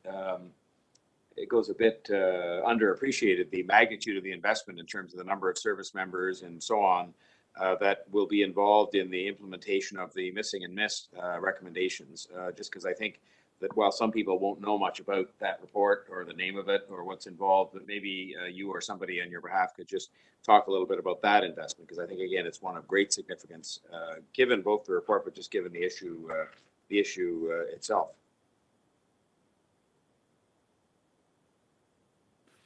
The missing and missed team is, as you know, is a combination of both civilian and uniform members. I believe our uniform complement is around 12. I'd have to confirm that number, Mr. Mayor, but I believe it's in around 12 is the uniform complement, and then a similar number of civilian members of the community as well as a civilian co-chair. And can you talk a little bit about how it's going to help? I mean, with respect to, because I think, again, I think this has been sort of unheralded, but in terms of major case management and how it will help the service and the public to see these kinds of instances that arose handled better, and how it will help in terms of the response of some of the communities that have felt over time that these things have not been adequately attended to? Well, first of all, I think the priority is to really enhance the relationship with some of our marginalized communities, and as an organization, we need to do better. But I think really it stems, when you talk about major case management, though, it really stems from the Campbell inquiry back in the late 90s as a result of the Bernardo murders. And what happened was there was a major case management process to deal with serial predators. It was mandated in 2005, and our organization never complied with that mandate. And as a result of that, we've suffered because we have not put the resources into a process that we know will reduce victimization, potentially save lives, and it will just allow us to be to do these investigations in a much better way and serve the public in a much better way. And I think, having the weaknesses and not the resources in there has contributed to some of those relationships with our marginalized communities when they felt they weren't particularly served. And so now, by having this committee with joint members of the community as well as our organization, we're going to comply with Justice Epstein's 151 recommendations and complete them. And that's why I say that will enable us to be a leader in these type of missing person investigations, and in terms of complying with major case management and actually serve our communities much better. Thank you. Could you discuss for just a moment your reflection on the investment to date and the experience to date with respect to the body-worn cameras? I mean, this was, when it was approved, a subject of controversy. We knew that. There were many people in favor of it, but others who were questioning it as both a priority for the police service in terms of limited funds and also as in principle. But can you maybe just talk about what's planned in terms of continuing forward with that for 2022 and what your reflections are on the experience to date? We are continuing. We had hoped to have our an entire front line operational by October of last year. Unfortunately, what's happened is because of the demand, the classes that we've had haven't been at the full complement we desired. And as a result of that, it has delayed the implementation, which is probably going to take us into the spring this year before we have all our front line fully operational on body-worn camera. In terms of the body-worn cameras themselves, it really enhances public trust. It truly does. And at the end of the day, I think it also encourages better conduct on both sides, the police and the people that we're dealing with, because people now realize that everything is recorded. And so when we're having allegations of police misconduct, when people come in and they make complaints about the police, quite often they've been resolved by simply playing back the body-worn camera. And so I really do think that overall, and I think all jurisdictions, quite frankly, if I can speak on behalf of them, are finding that the body-worn camera is enhancing public trust. And I think it's essential to operations. And I will add as well that, you know, when we first looked at this technology and we took a slow approach and examining it, validating it, and ensuring it was going to be effective. And in that time, in that interim time, the cost of this technology has declined, has just decreased significantly. And I think originally when we were looking at it, it was about $80 million when it was first contemplated in around 2013, 2014. And that number now is significantly less, dramatically less. And so I think the investment of it is very worthwhile, and it is going to continue to enhance and professionalize policing and create public trust and confidence. Sorry, Chair, I just have, there didn't seem to be an onslaught of questions, but I do have three more, and the Chief is giving very concise answers, more concise maybe than my questions sometimes. Just could you reflect for a moment, and because we don't see it, there's been a lot of talk today, and I think quite properly so, about from the deputies about the some of the neighborhoods that are more struggling more and more marginalized. And could you just talk, because I don't think it reflects itself much in the budget as a line item per se, but about the experience of the 7 neighborhoods where we had a lot of the sort of community players, and that extended all the way from the school board to the police to the United Way to you know, assorted others, sitting around a table together almost for the first time, I think, trying to help in the task of combating gun violence and addressing some of the root causes. Could you just talk a bit about the experience there and why you wouldn't see that, for example, in the budget per se as some kind of a line item? Well, that's it. I mean, it's real collaboration with the city and other city agencies as well to do policing and to do prevention, if you will, and just serve communities much better and more effectively. And so we work in collaboration, and our focus is on prevention, on diversion, to assisting people, to helping resolve situations before they become worse, and we actually have a full-scale police response, if you will, to an incident. And so it's about doing things much more efficiency, much more cost-effectively. And I think that's really what we've seen in those 7 neighborhoods, and it's serving them much better. Thank you. I guess my last question is this. I don't know why there have been all these expressions of shock and disbelief at the fact that I would be in a position to be able to support the budget going forward, given that I'm a member of the board and therefore know, you know, of a lot of the discussions that have been going on for some time, because I think anybody who focuses on a budget process would know that it takes months. In fact, probably the minute we approve this one, or when I trust it will be approved ultimately in some shape or form, the next one is already underway. But I wondered, since there were so many people who continued to call today for reduction in the police budget, if you could just discuss, without picking any of the numbers, and I think they ranged from, I think I heard 10, I heard 20, and I heard 50%. If you could just talk, though, about if we'd gone to an environment of a reduced police budget by even the smallest of the numbers mentioned, where would that have impacted, given just how the police budget is, you know, is put together in the context of how much of it is represented by the cost of having frontline people in place and so forth? Well, I think if you look at just another 0% budget, and with the cuts that we've been making over the past years, there's just no room for anything else other than salary dollars. So a 0% budget probably would have seen a reduction of staff in the neighborhood of 400 to 500 people. And so when you think about it in terms of what we're trying to do in terms of community policing, it would have been so much of the work that we're doing from a community perspective and interacting with the community, trying to create those better relationships. That's where you would have seen a reduction. Our community response, our neighborhood officers, because we would have been required to ensure that we had a 911 response, that we've had an investigative response for some of the crime.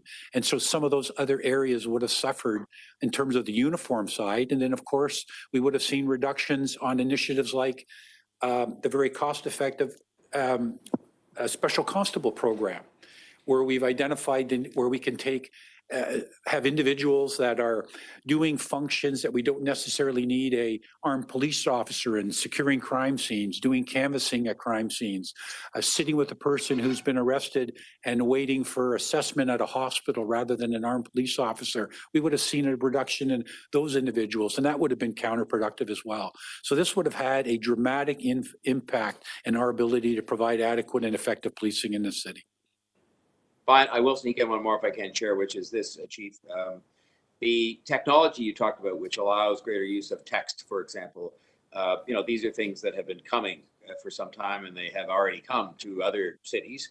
And I just wondered if what you feel is the sort of maximum degree to which you can accelerate that, because I think that will allow, for people to have, I think in many respects, a more satisfying experience with how they report things and interact with the police, and take some of the pressure off that you've just discussed. Well, we're definitely working on implementing the next generation 911, and we're in fact mandated to do that. I believe it's 2024 where it has to be in place because we'll no longer have the analog option. But I mean, this is good news, because the reality is we know that through texting and cell phones, that it's a new means of communication. And now we will have the ability to actually have video sent directly from crime scenes, text messaging, and we'll be able to engage the people in the same manner. And that's what next generation 911 is really all about. It's about advancing technology, and it's really a mandated requirement to move forward. And we are doing our utmost to be on time in terms of our ability to operate that way. Thanks, Chief, and thank you, Chair. Thank you, Mayor Tory. I think I saw Councillor Ford first, then Councillor Nunziata, and then Mr. Morgan. Thank you very much, Mr. Chair. The Mayor has sparked some questions here. So just to, I have two specific ones. I think the first one is around gun and gang violence in the city, and how the service has been able to respond to them. In this budget, request going forward, what does the capacity look like through that lens to on human resources and all of the stuff that has to go into gun and gang violence and solving violent crimes in the city? Well, what I can tell you is that we have not increased our manpower allotment within the guns and gangs umbrella. What we have done though is change the way we're doing business primarily. So there's two elements to that. One of them is the centralization of our shooting response. So previously, each division, the 17 divisions in the city, would operate and investigate the occurrences in their area. And quite frankly, they didn't have the specialization or resources to do that as effectively as now a centralized unit across the city. And that's enabled us to have a much better solve rate. I think we were in the neighborhood of about 15% prior, and now we're hovering in the neighborhood of 40% in terms of investigating all shootings across the city. So it was a more effective deployment. The second thing we did was take our public safety response team and put it directly under the umbrella of our field operations. And what they were now focusing on were compliance checks and bail compliance checks of people that were released on bail. But we were going one step further, working with other city agencies in terms of checking on people and their compliance, but then checking with family members, maybe other siblings in the family, maybe any of the individuals you're checking to see if they perhaps wanted to get out of that lifestyle, to protect them from maybe getting into that lifestyle, and offering them support services that would be available. So we were trying to involve them in different social agencies to offer them a chance to maybe get out of that lifestyle or not enter that lifestyle. And so we've had great success with that, with a lot of diversion being involved. And then so the third part of what the public safety response team would be doing is, when we were having shootings and it was gang related, and we know there was a chance for, likely based on the intelligence we had, that there might be retribution in an area, we would move those officers in there to make the community feel safe and hopefully negate that situation from actually occurring. So most of that was about redeployment, and I think you've heard me refer to agile redeployment. That's what we were doing. It wasn't about increasing resources, and that was helping us achieve some success with respect to our shooting crime. And then this year, of course, we were down about 16, 17%. And so I'd like to think that some of those initiatives and the good work of our people has contributed to that. Absolutely, I would agree. And then through you, Mr. Chair, my second question to the service, just around the Gerstein pilot. I know that is a pilot that we have absorbed the cost on, or the service has. Just wondering how that has been progressing and how that's looking going into 2022. Well, it is a pilot, as you've mentioned, and it is actually progressing very, very well. We're seeing some good results on this. And I mean, it's, as I said in my comments, I think this is going to improve even more over time. Like, one of the things we're finding now is sometimes people call in and the social service worker agency is offered and the public refuses and they insist on a police officer. I think it's going to take some time for a change in some of that as well as we move forward. But in the meantime, we are seeing a number of successes with the calls. I think in the last 3-month period, we were up to about 69 calls that had been diverted, so no police would attend. But there's been additional benefits to that. So what will happen is sometimes is the police are still required to attend, but that social agency representative, social service worker, is actually engaged with talking to the person on the phone rather than our dispatchers. And so we're seeing, again, it's a collaboration between the social service worker and the police in responding, and that in and of itself is an additional benefit. So I think going forward, and this pilot is just a pilot in our 3 main divisions. So I would like to think that after the year and after evaluation, and it will be evaluated, I'm hoping and I anticipate that the program will be expanded. Great, thank you very much.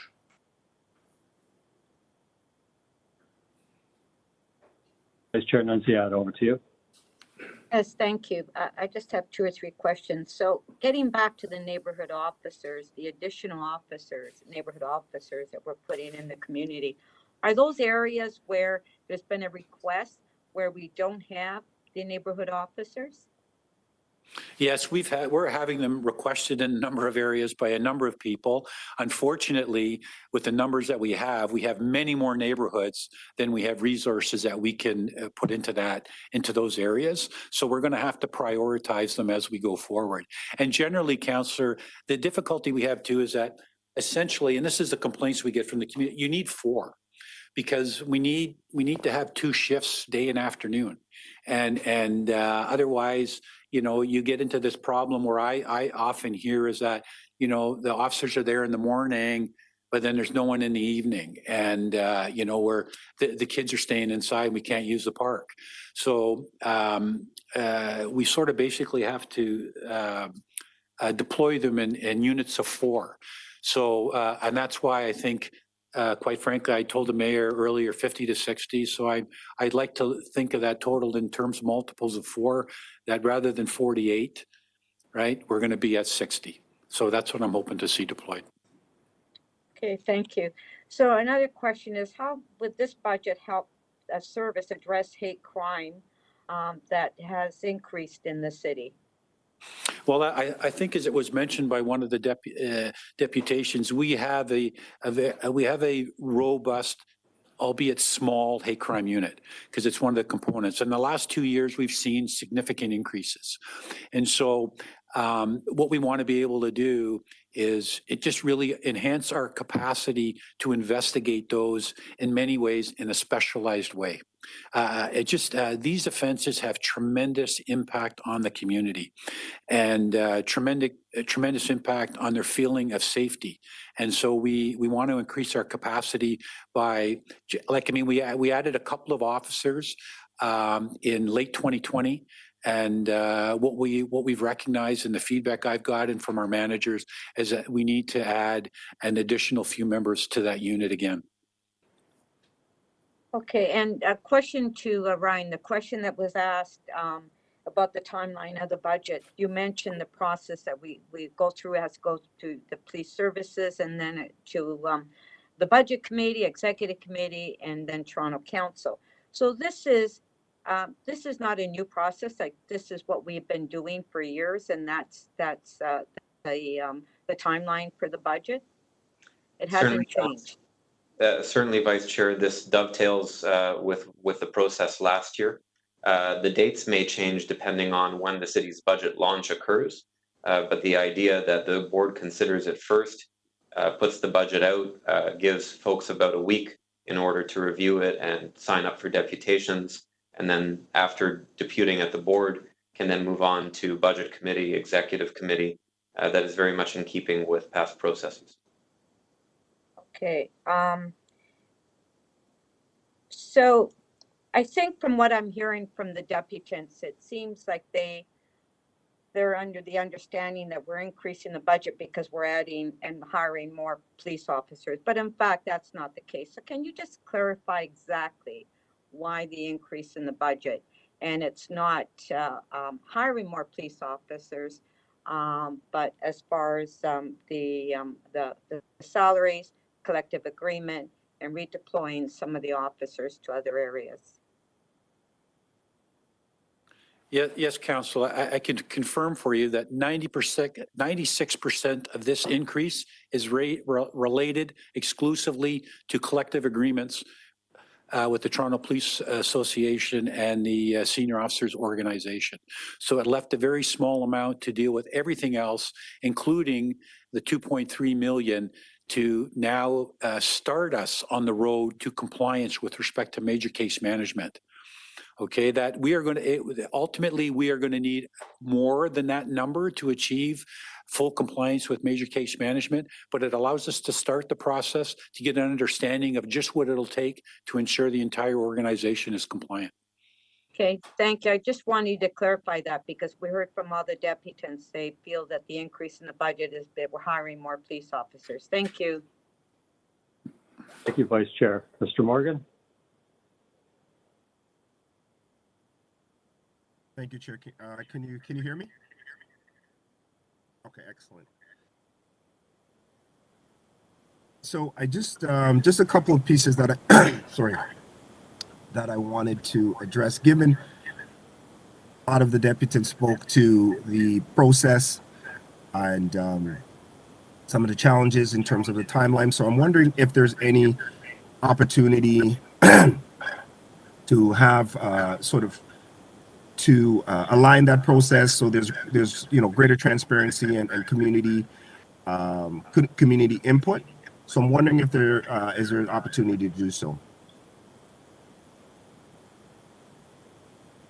Are you talking about I'll answer that question, Mr. Morgan. Are you talking about for this year or for future years? Well, in the going forward, I'm understanding that if you're talking about future challenge, but in the going forward for sure.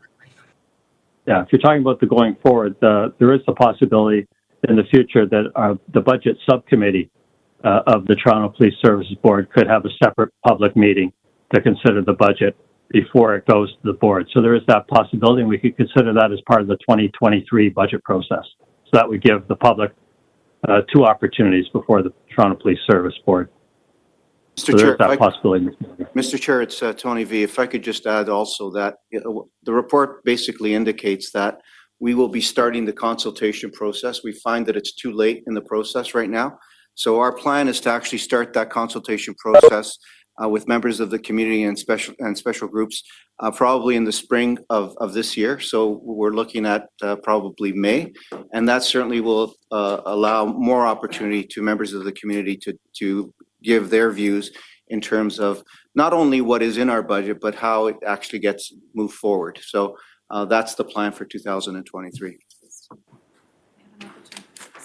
And as Ryan mentioned, there's also obviously the opportunity to depute at City Budget Committee as well as City Exec in terms of, and that starts I think on January the 24th.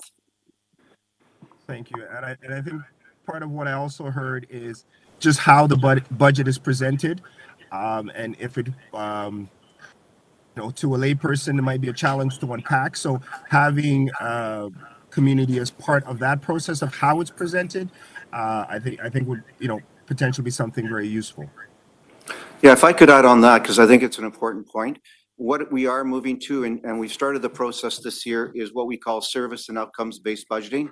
And essentially what that requires is for us to look at the budget, not from our point of view, but actually from the citizens' point of view. So that when they see how much we spend on 911 in terms of answering their calls for service, when they see how much we spend on investigations, they can see then how much we spend on certain programs, whether it's MCIT, focus groups, or other programs. The whole idea is to get input not only into the budget, but the process and also how that information is presented so that it's easily more understood. And so the public can then provide even more input in terms of what they'd like to see out of our services. Yes, because I think when we look at about over 90% of the budget speaks to staffing, it's important to recognize how those funds are allocated within that staffing as you speak to sort of the 911 calls. When we're looking at, for example, the anti-racism advisory panel and the 81 recommendations through that, is your way of demonstrating exactly where those recommendations align with whether it's a staffing or specifically where that funding exactly is going to deal with those recommendations. So I think it's important just to be able to align those pieces from a community lens. Exactly, and I think what we're going to be doing is through the service and outcomes-based budgeting is actually having outcome statements that come out of each of those services, as well as what we would call sub-services within sort of the larger bucket of services. And that, again, will enable us to better present the information, but also use metrics to actually, allow us to measure how well we're doing and whether that priority should now be switched to some other priority that's perhaps more important in terms of value that it adds to public safety. Okay. Thank you very much. Thank you, Mr. Morgan. Any other questions, board members? Chief, I just have one very brief question. Could you just outline for us, there's a number of areas that you've looked at both last year and this year around evolving priorities. The service has driving efficiencies, and there's a number of services that you've enhanced within the Toronto Police Service without asking for additional money. Can you just summarize what some of those areas are very quickly for us?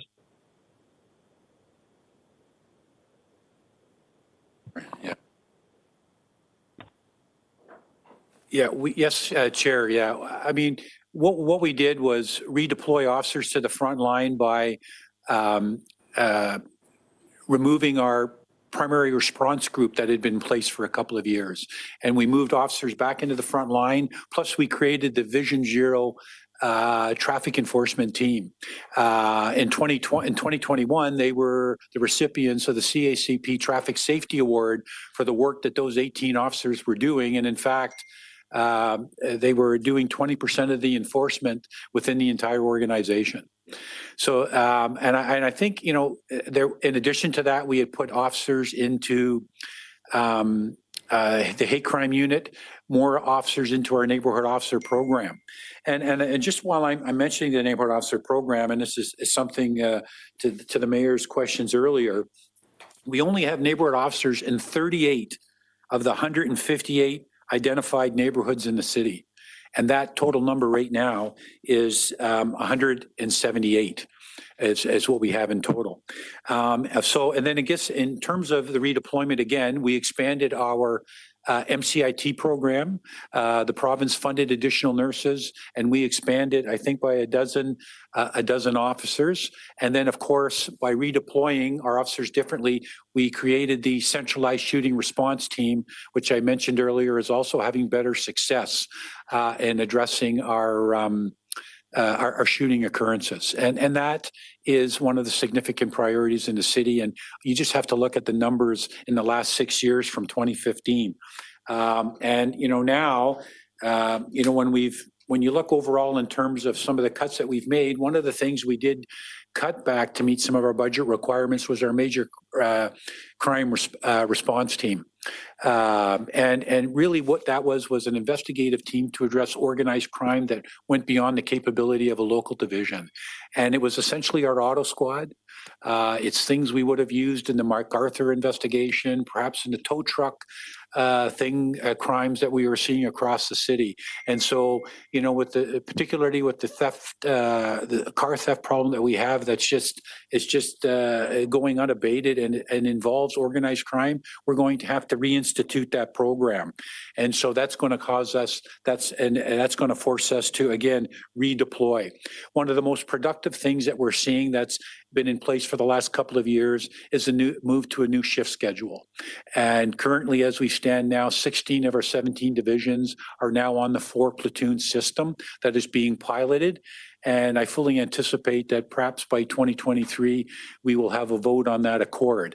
But that has reduced in all of those divisions, sergeants, front desk staff, bookers, staff sergeants, to allow us to lower our number and allow for more officers at any one time to be on the road. So again, these are just some of the steps that we have taken in the last few years. Thanks very much, Chief. I think it's really important for the public to hear all the work you've done in that regard, you and command. Thank you so much. And if I could just add one, I'm sorry, Chair. Just one thing, and in terms as well to the Mayor's previous question, in terms of our staffing for missing and missed, I was wrong in that it wasn't in 12. It's in fact, we have 17 members dedicated full time to that program to achieve those 151 recommendations. And as I indicated before, we are committed to that process. Thanks for that clarification. Board members will now go to speakers. Does anyone wish to speak on any of these budgets? Speakers now. Councillor Ford first. Thank you very much, Mr. Chair. I'll be quite brief. I'm a little under the weather, so excuse any coughing or whatnot I may happen. Look, I think the service has done a remarkable job bringing forward the budget here.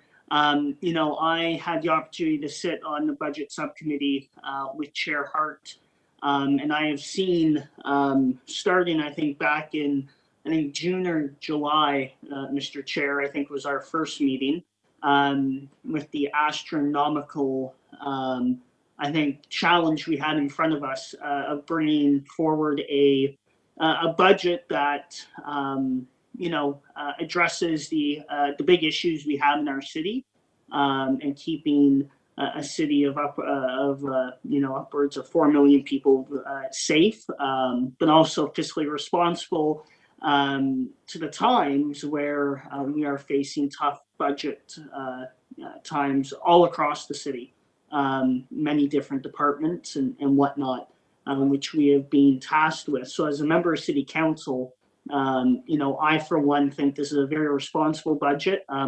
Look, to be honest, when I'm in my communities, when I'm speaking with residents, they want to see the police out and about in the community. And I think the work that's happening around the neighborhood community officer program is absolutely phenomenal.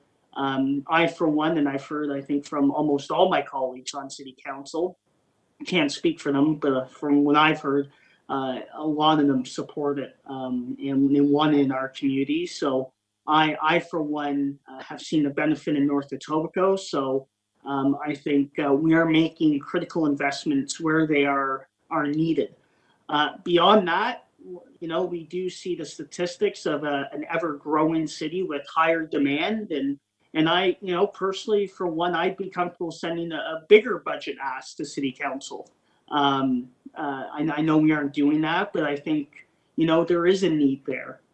So I think that speaks to the real serious discussion City Council has to have on, I truly believe, supporting our budget ask and funding or making these, I wouldn't say investments, we aren't really making investments, but holding the line for the service here yet another year, which only makes, you know, the next budget year even a harder conversation to have. You know, I'll leave my comments there. I think the service has done a phenomenal job, and I'll just leave my comments with thanking all of our service members for the work they do throughout the year. 2021 was quite a challenge.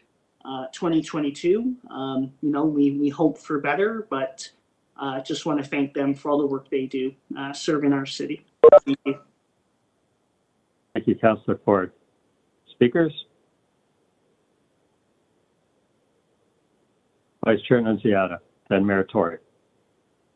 Thank you. I'll be brief. I, as well as Councillor Ford, to speak in support of the budget. I want to thank the chief and all the staff that was involved in bringing this budget forward, and the police services. And I can tell you, speaking on behalf of my ward, in fact, where we've had a number of challenges, as Councillor Ford and his ward as well. What we hear from the community, and the chief has attended a number of those meetings, that we want more officers on the street. We want more neighborhood officers. They don't feel safe in the community, and they're asking for that. And the neighborhood officers that we do have in my ward, especially West End Lawrence, I know that the officers are engaging with the community, with the businesses, attending their meetings, attending the BIA meetings, and that's really important, that actually the community and the business owners can actually call out to the neighborhood officers and know their names and have their phone numbers if they have any issues. That is so important, and we want to see more of it. I have some communities that are asking for additional officers in their community. So I want to thank everyone that was involved in the budget of bringing it forward. It has been a number of challenges this year, and I can say that I feel very comfortable on supporting this budget and moving forward. And in particular, I think what's really important as well, and I try to stress that out to officers at 12th Division, you know, to call them and appreciate their service to the community. They hear it from the residents, they hear it from the businesses, but I think it's important, and I express that all the time to officers in my division on the amazing work they do in my community and keeping the community safe. What I am getting recently is challenges in some of the schools where parents don't feel safe in sending their children to school because of the number of guns that they have in the schools. That's a challenge for me in my area as well. But I will be supporting the budget, and thank you very much. Thank you, Vice Chair. Mayor Tory.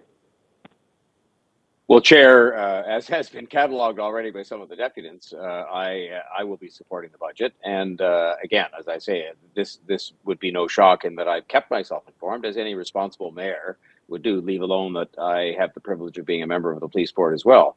And, you know, I am the same mayor that has presided over the city's affairs during a time in which, as the chief has pointed out, I think 3 of the years that I have been the mayor, there's been a 0 increase, and the other years, the increase has been modest. And there does come a time when you have to look at whether another 0 or a number below 0, and I'll get back to that in terms of this, those who would defund the police, where if you want to continue to innovate, if you want to do the basic things, foundational things that are needed to keep the city safe, and it is still a safe city. I mean, there are challenges that we face each and every day, and they bother me immensely, as they bother, I'm sure, the chief and all of his women and men who serve with him. But at the end of the day, we are still, The Economist ranked us, I think, the second safest city in the world, and you look at it by way of relative comparison to many other cities in North America. We've got a lot going right here. And while there are challenges in terms of reforms and restoring trust in some parts of the community, which we're working hard at under the leadership of this chief and his team, we're also doing a lot of things right. And so if you look at the relative measurements of this year's budget and see, as has been pointed out, so I'm not going to repeat it all, but you can see, first of all, that the increase is well below the rate of inflation. You can see that, as the chief pointed out, 96% of that increase below the rate of inflation, I think it's 2.3%, 96% of that is taken up just meeting the requirements of the collective bargaining agreements entered into in previous years. So that, that really leaves a great deal of innovation and ingenuity that has to happen to finance reforms and innovation, which are a part of this budget as well.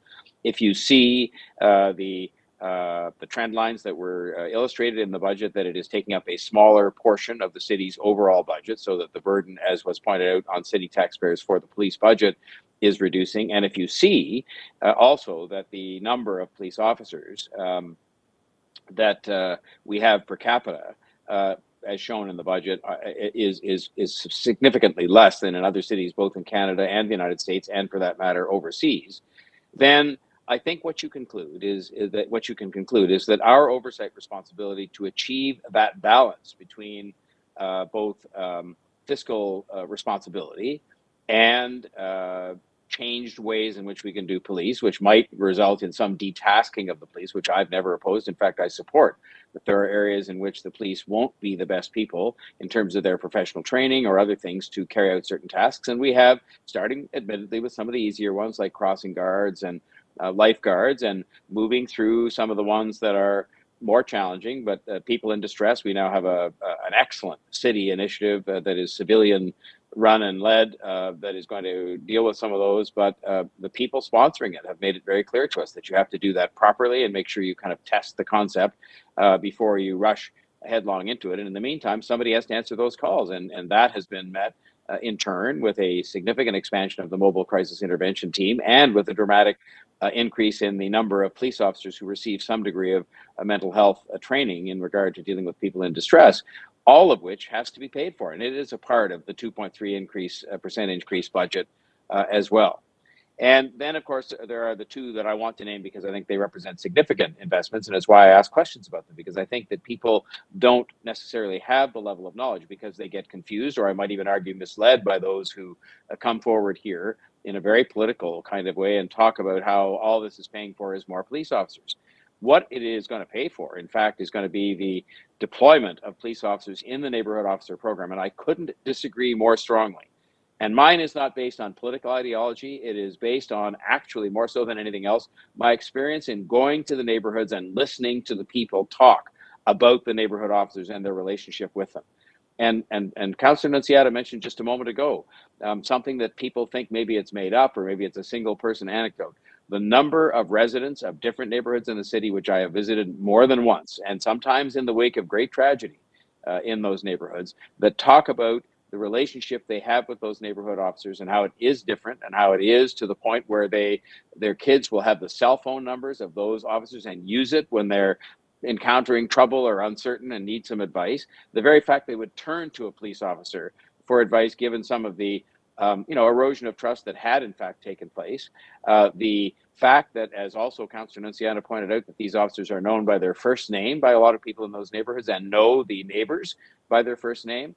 And that the people tell me, not experts or not activists who have never visited those neighborhoods, the people tell me that they welcome the presence of those neighbors. They believe it is a different way of doing policing, and that it is more likely to lead to a relationship of trust than is the arrival of police officers in the wake of an emergency with the lights flashing and the sirens going. And it is for all those reasons and more that I strongly support this program and its expansion. And its expansion carries a cost with it.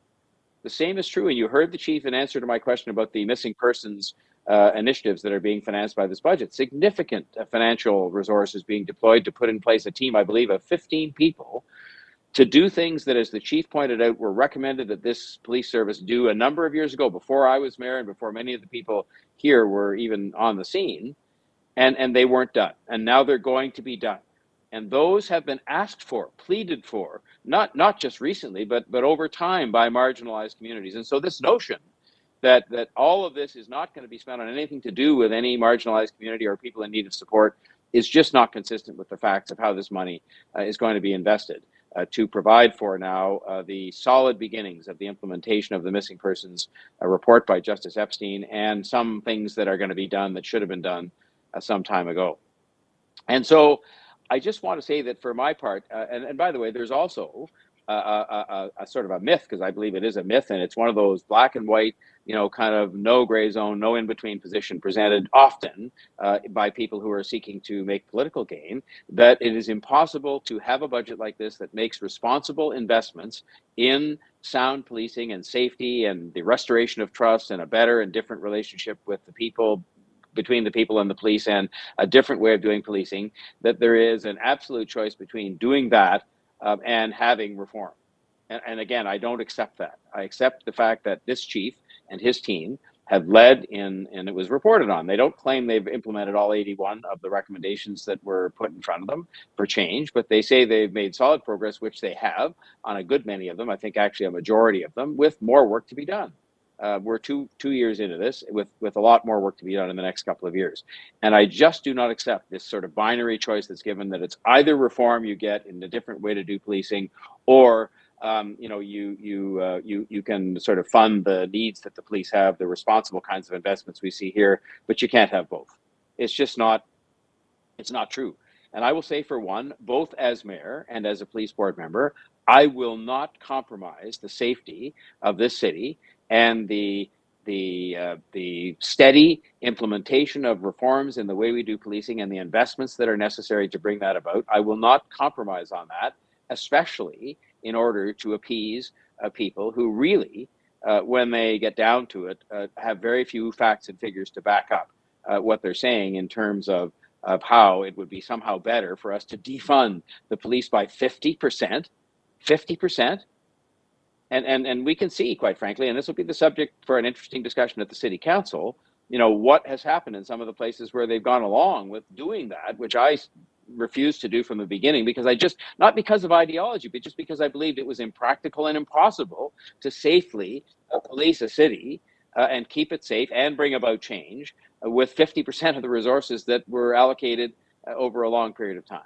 And so we'll have that discussion, but I will just tell you the emails that I get these days, in the majority, and I won't say it's unanimous, we heard that with the deputants today, are people who are asking for more police with respect to the neighborhood officer program, more police with respect to traffic enforcement, which this budget delivers on, as did last year's.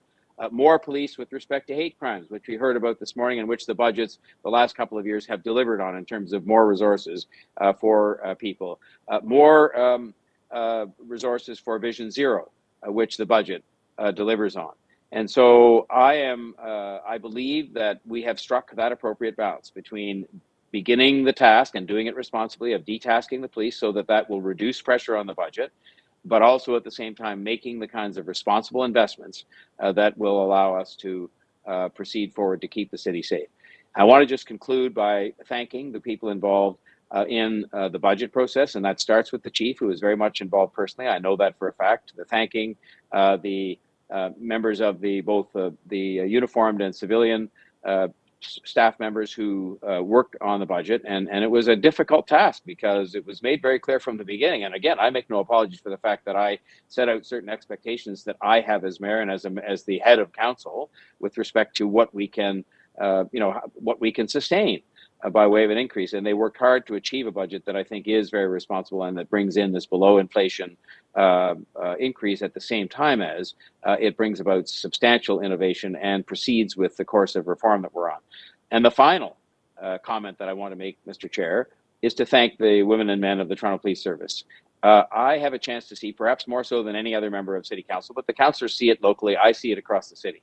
and for all the stories that are stories that we would find unfortunate, and there are those, and there's no question there are instances in which in a service of 5,000 people, there are going to be those who act in a manner that is inconsistent with the way we expect and inconsistent with our values, and those things are hopefully dealt with effectively. But I will also tell you that I see for myself, and we heard about it today, acts of compassion, acts of incredible de-escalation. There was an incident this week that got very little publicity. That was an incredible act of de-escalation that was performed by the Toronto Police Service through negotiation and through all the things that people would commend them for, and yet those things don't get much attention. And I just want to thank them for keeping the city safe, which I know they will continue to do. And I will support them. I will support them at the council, where I think the vast majority of councillors agree with this responsible kind of investing that we're doing. And it is modest relative to the overall size of the budget, but they're getting a lot for the money. And I thank them for their service, and I thank them for their competence and for their compassion. I tell them that we still have a big job to do in making sure we can restore trust and keep building up trust and change policing and how it's done. And we're at work on that. And that work is going to be, I'm equally unrelenting on that as I am on my support for the police. And so again, my thanks to everybody involved in the budget, and I'll look forward to voting for it here and at City Council when the time comes. Thank you, Chair. Thank you very much, Mayor Tory. Before I turn it over to Mr. Teschner to walk us through the vote, I would also like to thank the chief and all the TPS members that worked so hard on this budget. I know Councillor Ford saw it firsthand, as I did, as budget subcommittee members. You know, Chief, Tony, Savina, Cindy, all of you, and I know there are a lot more behind the scenes that worked so hard from a starting position that was a challenge to where we are today. I know every one of the board members appreciates all the work that each and every one of you do every day, but this budget process was not an easy one, and you did a great job bringing it here today, so thank you. Mr. Teschner, over to you. Thank you, Mr. Chair. So as board members know, there are essentially 4 budgets that require your vote today. The 2022 Police Service Operating Budget, the 2022 to 2031 Capital Program Request, the 2022 Operating Budget for the Parking Enforcement Unit, and the 2022 Operating Budget Request for the Toronto Police Services Board. We're going to ask board members to vote on each of these budgets separately. We're going to ask that we do a voice recorded vote, and I'm just going to ask our board administrator, Ms. Diana Akeem, to come on and run the vote for us.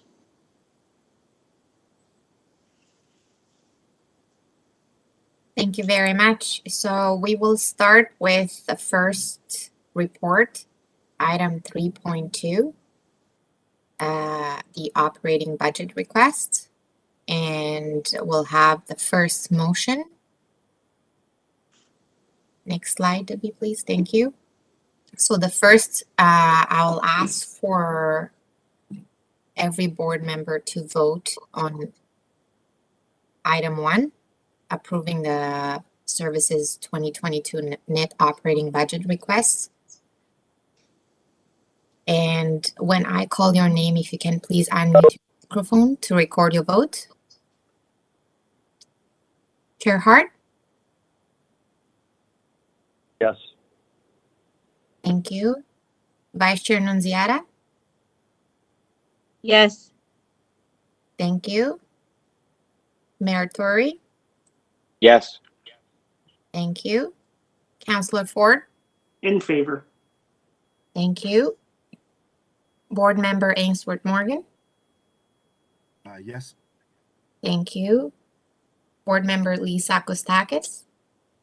Yes. Thank you. And Board Member Ann Morgan? Yes, approved. Thank you. So all board members approved this item 1 under the motion. I'll move to number 2, approving the Toronto Police Services 2022 net operating budget request with respect to all items involving Rogers Communication, Inc. Again, please unmute your microphone when I call your name. Chair Hart? Yes. Thank you. Vice Chair Nunziata? Yes. Thank you. Mayor Tory? Will you approve or abstain from this item? I believe Mayor Tory abstains from this one. He's already declared his conflict. Great, thank you. I wrote it down as abstaining. Councillor Ford? In favor. Thank you. Board Member Ainsworth Morgan?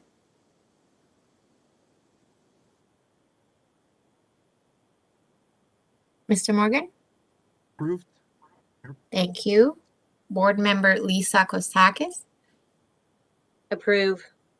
Thank you. And Board Member Ann Morgan? Approve. Thank you. So I have 6 board members approving this and Mayor Tory abstaining. Thank you. And the last under point 3 is to forward this report to the city's budget committee for consideration and to the city's chief financial officer and treasurer for information. Chair Hart? Yes. Thank you. Vice Chair Nunziata? Yes. Thank you. Mayor Tory? Yes. Thank you. Councillor Ford? In favor.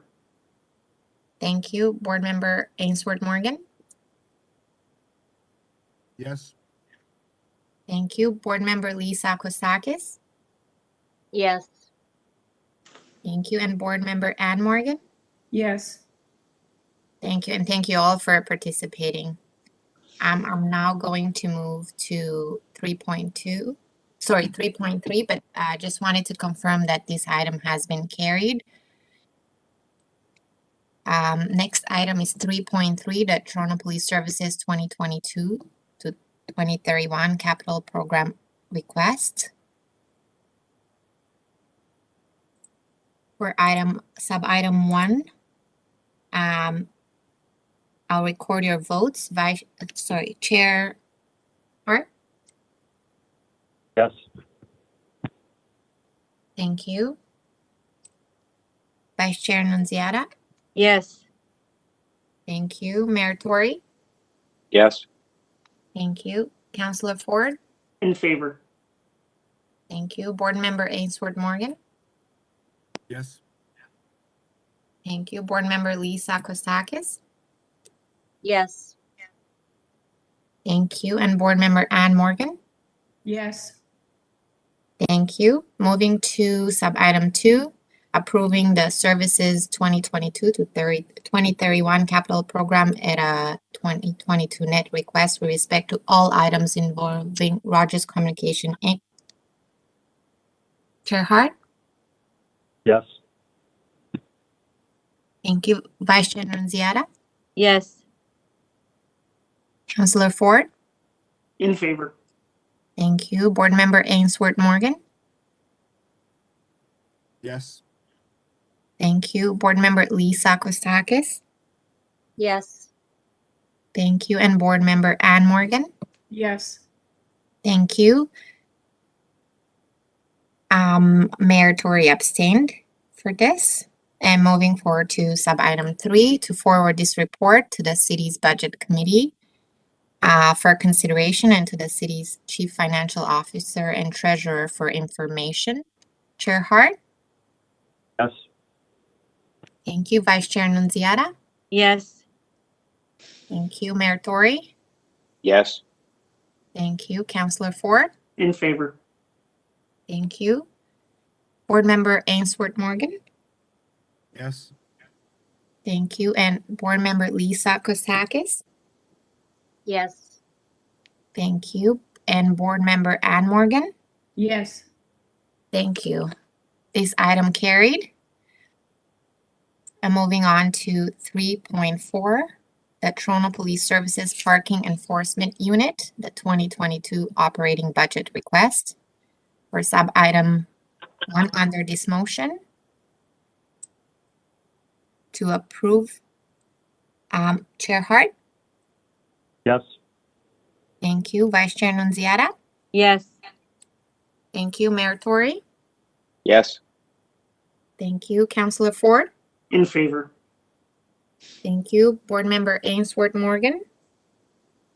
Yes. Thank you. Board Member Lisa Kostakis? Yes. Thank you. And Board Member Ann Morgan? Yes. Thank you. And moving on to item 2 under the motion to approve the Services Parking Enforcement Unit 2022 net operating budget request with respect to all items involving Rogers Communication Inc. Chair Hart? Yes. Thank you. Vice Chair Nunziata? Yes. Thank you. Councillor Ford? In favor. Thank you. Board Member Ainsworth Morgan?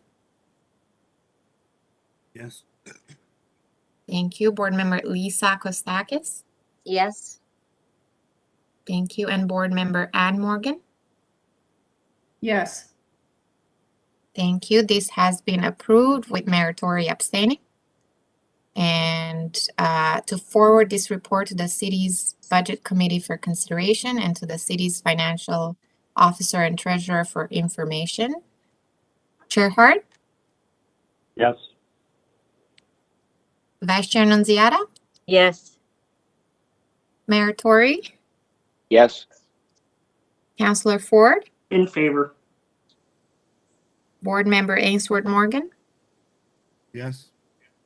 Board Member Lisa Kostakis? Yes. And Board Member Ann Morgan? Yes. Thank you all very much. This item has carried. And moving on to the last item, agenda item 3.6.